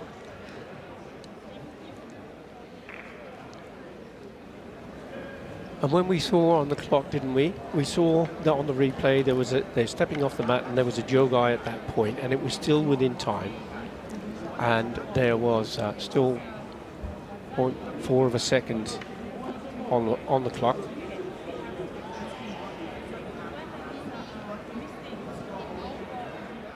It's got already, it's no Jogai. Okay? Okay, please check. Yes, I will. Talk to him. Yep. Ask when they give to us. On the point, yes. Jogai is same time Jogai or not? You see, he's saying Jogai same time or not. On the big screen, everybody was looking up at a little while ago. We could see that there was 0.4 of a second still on the clock.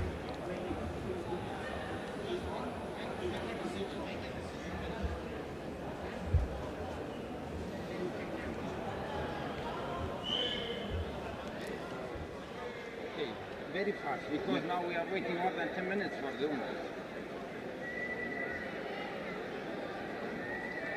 I now start to feel for the athletes. This has been a long time. Yeah, it's you know, the athletes have been standing still in that red rectangle. They are cooling down from having fought. To make them fight again straight away would be difficult because they haven't had a chance to get back warmed up again. It's a very tight match, we know that. It could go either way, depending on this decision. There's the replay again, to a couple of the pointers. This is earlier on in the bout. It's 1 minute 37 seconds on the clock, as you see there. And this is just an opportunity to have a look at those matches, parts of that match again. Now the referee's going to come to make a decision, and he's given a win to Clement Lee. She's taken knockout. Congratulations to both of you. So that was quite a stressful time. It was for the girls. And I think for the referees. For the referees. And it shouldn't be, really. But we have an outcome, and the outcome is that there is a gold medal, and it's gone by way of Clement P of France. Well, I'm sure there will be quite a bit of debate around that circumstance. But the fight was outstanding. But the fight was brilliant. It was brilliant. And you were right. She's a sensational prospect, isn't she, She's Brian? going to be something really special. The timing is outstanding. She's so strong. Cleo is and fearless. Again, you know? Yeah. And she was up against a very experienced fighter. And a girl who was on fire all weekend. Chloe was, if you look at the girls that Chloe knocked out to get there. Exactly. And she's got experience, and this young lady's come out there against all of that, and yeah. With all the pressure that's being brought to and then the pressure at the end. And the pressure at the end is still cool as a cucumber. Yep. Now look, 0.7 seconds on the clock, still remaining.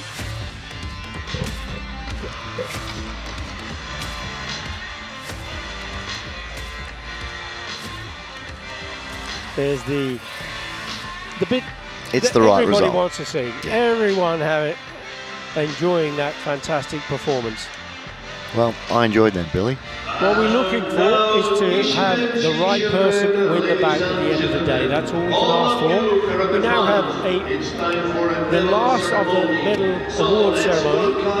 With a huge applause, the medalist of the male. This is for the male plus 84 kilogram category. 女士们、先生们，男子个人足球84公斤以上级项目颁奖仪式现在开始，有请获奖运动员。 The medals will be presented by 有请颁奖嘉宾 Mr. Antonio Espinos, President of the World Karate Federation, accompanied by Mr. Mohamed Al-Bahraoui, WKF Executive Committee Member. 世空联主席安东尼奥·艾斯皮诺斯先生，世空联执委会委员穆罕默德·阿尔达·赫拉维。 Starting as usual with the bronze medalists. Angelo Besic, Croatia. Kata Egypt. 获得铜牌的运动员来自克罗地亚，获得并列铜牌的运动员来自埃及。 The bronze medal going to Angelo Besic of Croatia, who defeated Matteo Avancini of Italy to take the bronze medal, and the other going to Tariq Mahmoud of Egypt, who defeated Furkan Kayali of Turkey to take that bronze medal. And that defeat against Kayali was due to a kick-in, a forfeiture of the bout.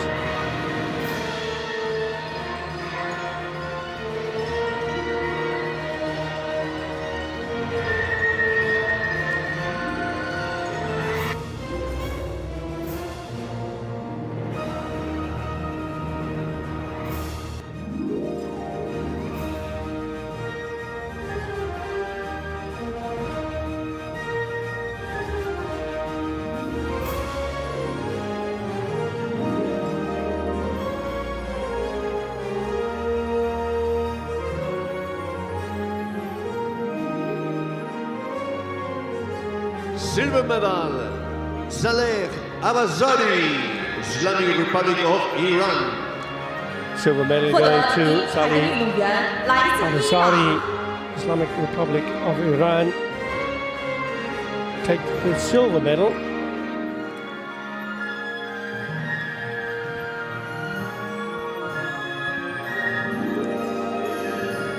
Bounce back from no medals and podium position at all in Paris.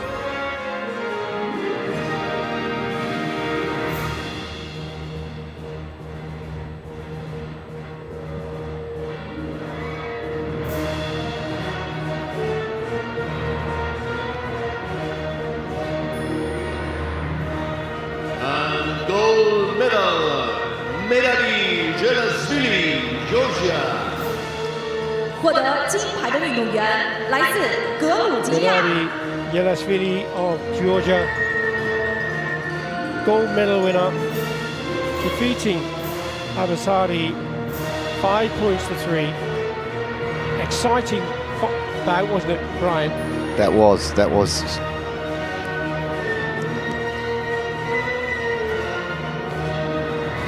He was an outstanding winner, that young man.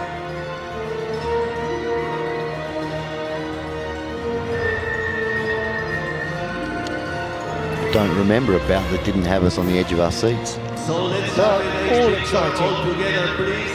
Authorities and the competitors. 有请颁奖嘉宾与获奖运动员合影留念。 Your medalist for the male Kumite plus 84 kilogram.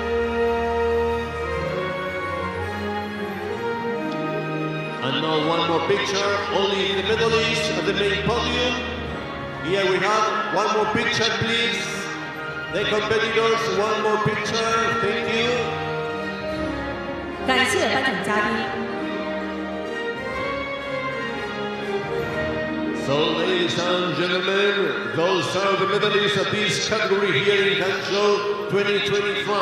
Angelo Vesic, Taha Tariq Mahmoud, Saleh Abazari, Medali Jelasvili. Congratulations to all of you.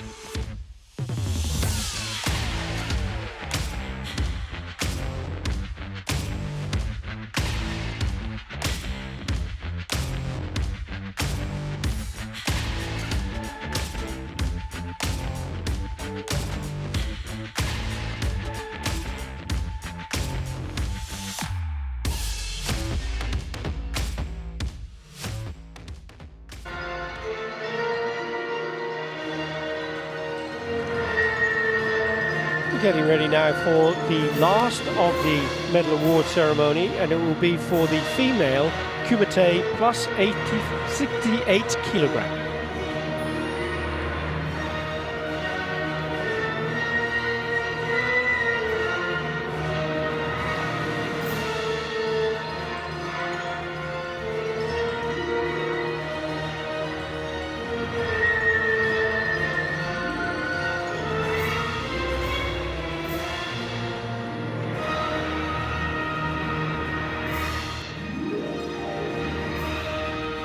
They're just waiting for the arrival of the athletes to the podium. And now, no doubt, Brian, Anna, your daughter, will be watching this, or will she be away, forgetting about it, No, focusing on the next time she's on the mat? No, we'll be watching this. We get over here, and it's a great opportunity for us to view the best in the world, and to be a part of this great facility. And we find everybody at the WKF really accommodating, really helpful. It's a wonderful community, and it's just hard not to be a part of it when you're here. Well, you want to be a part of it. I mean, the Chinese Karate Federation have been exceptional. The volunteers have been wonderful. You could not wish for a better competition. The atmosphere in the stadium, the presentation has been second to none.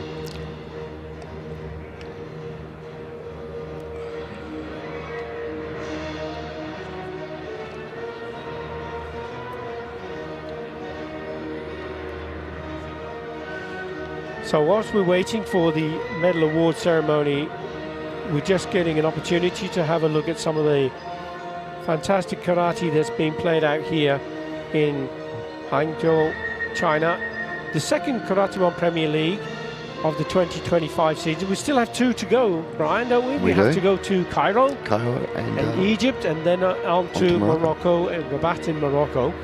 So there's still lots of karate to be had in this season, and things can still change dramatically. And we see some wonderful new players on the scene here today. Very much so, very much so. And we've got the World Games coming up. We've got the World Championships this year. There's still so much karate going on under the WKF, the World Karate Federation. We're talking about the exceptional presentation from the this has Federation. Been absolutely outstanding. The athletes have loved it. It's just the Federation in China, they've done a fantastic job. Just to be here and to see the way this is all set out is just first class. And the organising committee of the World Karate Federation, again, just flawless. They do a really good job. This event and the K1 Premier League events are just a highlight. Everybody wants to come, and that's why. And the interest we're finding now in the People's Republic of China in particular, over 200,000 people watching the live stream in China. Wow. Incredible numbers. That's wonderful. So it just shows, and there are over 500,000 people, 500,000 practitioners now in the People's Republic of China. So it's a sport that's going places, and it's going places really quickly. Developing. Gong Li, the Olympic bronze medalist, has been a fabulous ambassador for developing karate in China.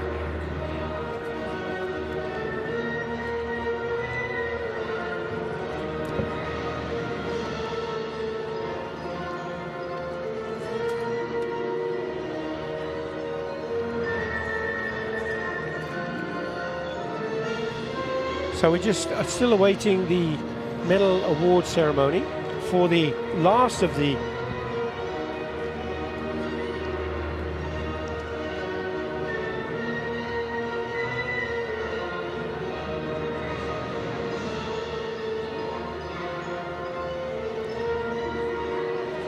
waiting for that last of the medal ceremonies for the female plus 68 kilogram category. And you can see that the tatami and the branding and the presentation, absolutely amazing. And so the next stop for yourself as coach? We're off back home, and we will have the Australian Open in April. We have a state championship the week after next, so we'll do the state championships. Then we'll pop over to do a selection event for the Oceania tournament and the Australian Open, which are big events on our calendar at least. So when you say we're going to pop over, where are you going to pop over to? Of course, we're from the western side of Australia, so we've got a 4.5-5 hour flight to the eastern side of Australia. Popping over. So that's popping over to compete at our Australian Open and our selection event. So yeah, we went quite used to the travel side of things to get to these events. But it does place us at somewhat of a, I don't like to say disadvantage, but it puts some added pressures on. And so we'll pop over and do that. And then the next stop for us will be the Oceania in Noumea, at this stage at least. And we'll probably set ourselves or many of us, or for 2 of us at least, we'll set ourselves for the World Games. And I think Hannah will likely be selected for that. It's based on rankings as at the end of this month, so on that basis she would be. And the male is probably a little bit up in the air, but it could well be the young man Mitch Durham from Western Australia, or a young man from Victoria. Those 2 will wait on their final rankings to see where they sit. So there'll be a Daniel Thielen or Mitch Durham. And that's probably for us what we will focus on. And we'll focus on that event. The Oceania will then lead hopefully to selection for the World Championships. And so it's a very, very big year on our calendar. And we'll pick and choose which events we can get to and which events how we can best prepare for those events, which is an interesting dilemma. How do you best prepare for those events, making sure you peak at that time and making sure we get ourselves to a position where we can be sitting here in the medal podium situation, not just not just playing out in the elimination round. So we've got a little bit of work to do to get there. Exactly. And sport in general in Australia is always at the top of the agenda, isn't it? In all sport. Look, we pride ourselves on being a very good sporting nation, and so we come here and we're not quite at the top of the tree, and I think we plan to get there. Well, you do indeed. And of course, you have the big one in 2032. We do. The Olympic Games.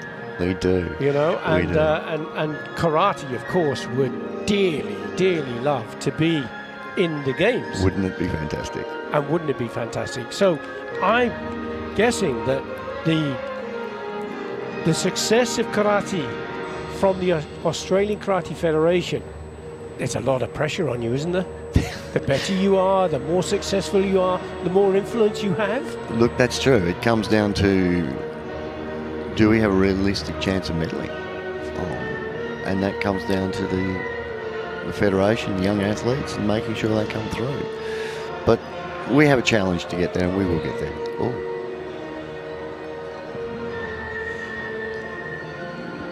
And we see the referees have made their way back to the chief referee's made his way back to the tatami. So whether there was an issue with regard to the last bout, where there was some controversy, I'll try and find out, if I can, what's happening.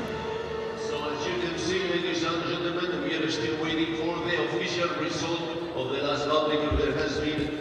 Now there was a contested, as we suggested, there might be an issue with that last bout. The last bout for the gold medal in the plus 68 kilogram, and that was between France's Clément P and Cleo Ferracuti.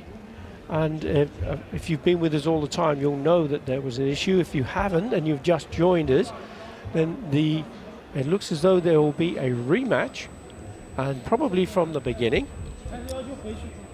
which will be a difficult one, but we'll find out in a moment, and I'll let you know exactly what's going on.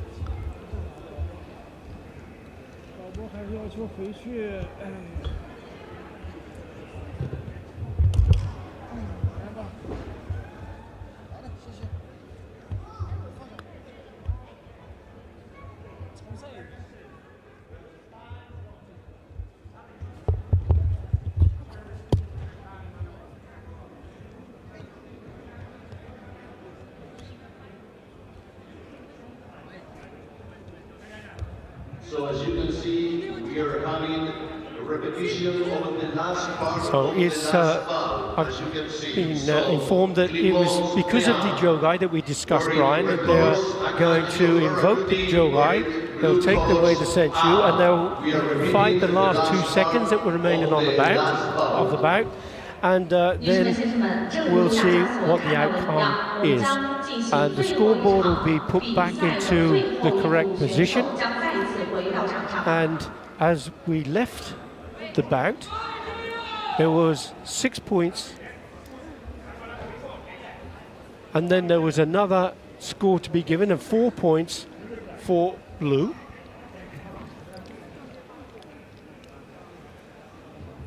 So they're just waiting for the scoreboard to be put back and reset in the way that it was at the end of that bout. And as we suggested, Brian, there was a protest. So we are it was lodged and it was accepted. And because of that protest, it means that they have to go back to where the problem was detected, and then to put that situation right. So before we have that last medal ceremony, we'll have to have the last 2 seconds of the bout. There's the score on the board, as you see, 6 points to 4. And what time is left? And 1.8 there's 1.8 seconds on the clock. There's the Hansoku Chui against red, and there's the Senchu taken away. So the green triangle's gone now. 2-point score from Ferracuti would make the difference. Video review request has been put in immediately by the coach from France. There's the video review request.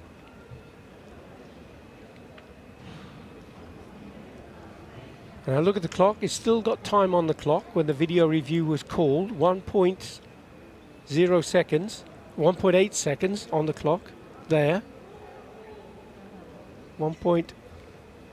What was he calling It's for? 0.4 seconds as that video review went in. And to be honest with you, the coach could just simply call it for anything, I think just that's to what stop he's the done. clock, whether there was a technique or not. It's been declined, but it's eaten up time. And it is given the win. So the result's the same. The process was flawed, and it's been corrected. Yes, it's been corrected. They've done the right thing. They've corrected it. They've got, and the right result has occurred. Yes, and sometimes humble pie is worth eating. Admit it, move on, correct it, perfect. Well, far from perfect, but The resolved. result is the same.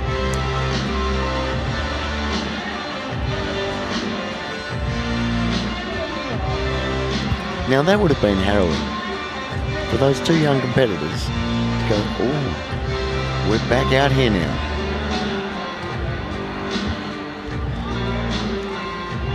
Well, as we say, She gets to celebrate a win twice. she does.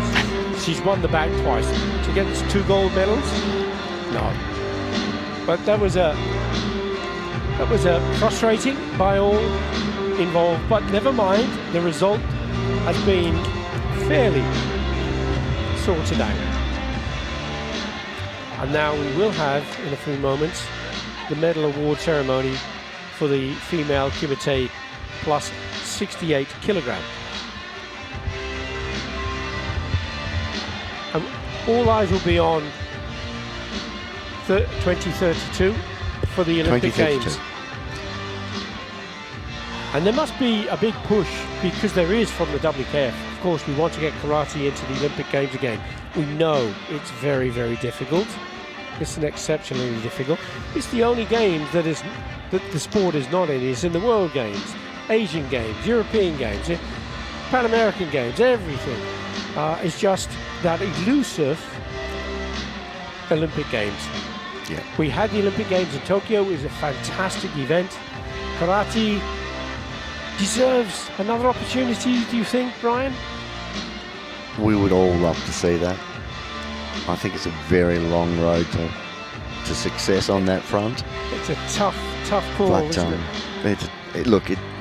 it's an outstanding sport. If we can expand the sport across the world, if we can expand it through our region, that's really what we're all after. I know the players would just love to see that opportunity. Of course they would. Of course they would. In Australia at the moment, though, your National Federation Championships, are they always held in Sydney? At the moment, they're always held in Sydney. And they have been for some considerable time. Yeah. And Sydney, in fairness, and The highest populated area. most populated. We move our nationals around. Our Australian Open is always held in Sydney, but we do move our nationals around. So our national championships each year is moved between the states to promote karate in all the various states. So we will be off to one of the smaller states this year in South Australia, and that's really important that we do that. Do you go to Tasmania? We have been to Tasmania, which is a tiny state, if anybody's familiar with our country. It's a tiny little state, and we've been there twice in the last 10 years. So we do move it around, and that's a really positive thing. That's good. And the nationals therefore carry not greater weight, but certainly they help promote our sport more. And so that's good. So the nationals move, the Australian Open is always in Sydney. Yeah. Well, there, you have international airports. People have got to fly there from all around. Correct. You get good support for the event from abroad. Correct. The Australian Open being in Sydney is for all those reasons, because people can come from international to compete in that. And you do need Spain. So our bronze medal is going to Maria Torres of Spain and to Sofia Dontseva of Kazakhstan. Dontseva beating Joanna Knier of Germany. 2 points each, and the century difference was the one that gave her the bronze medal. Maria Torres defeating Rita Oliveira of Portugal 1-0.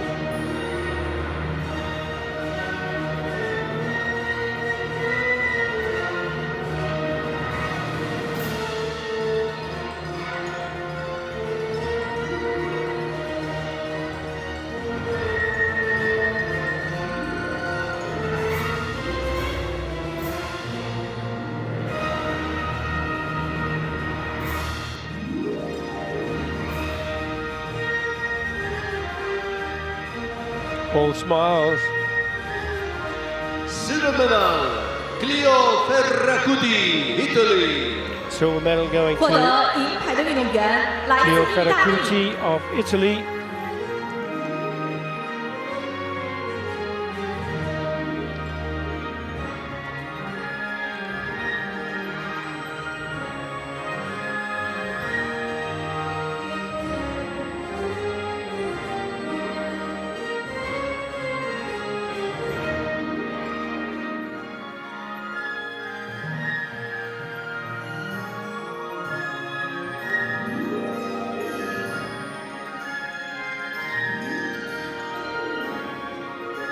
And gold medal, Clément Béat, France.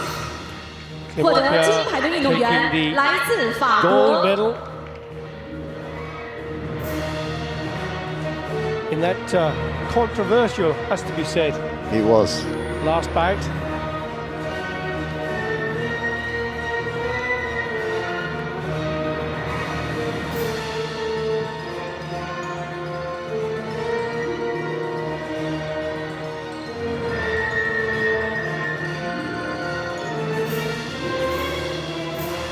Great prospect from France.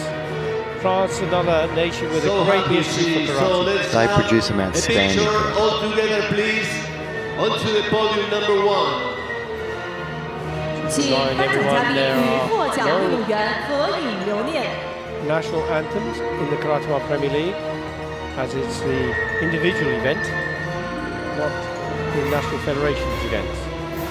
Your medalists And for let's the go with female the final Kumite shot plus of the 68 kilograms. competition here in Hangzhou 2025. One more shot, only the competitors. One more shot, the competitors. All together, please. 感谢颁奖嘉宾，请获奖运动员合影留念。 Ladies and gentlemen, Sofia Berentseva, Maria Torres, Clio Ferracuti, Clément Béat. Congratulations to all of you. 祝贺所有获奖运动员。 And Nishimen, Shichimen, ladies and gentlemen, this is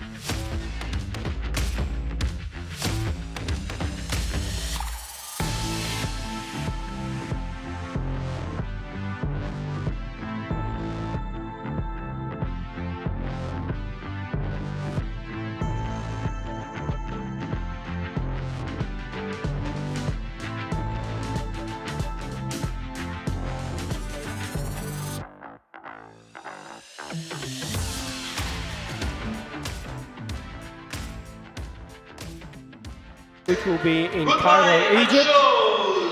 And I'd like to also thank Brian Sullivan from Australia for your support and your contribution, and to wish you and Hannah the very best of luck for the future. So until we meet again, everybody, thank you so much for watching from me, Billy Brennan, and from Brian Sullivan. Good night. Thank you and goodbye.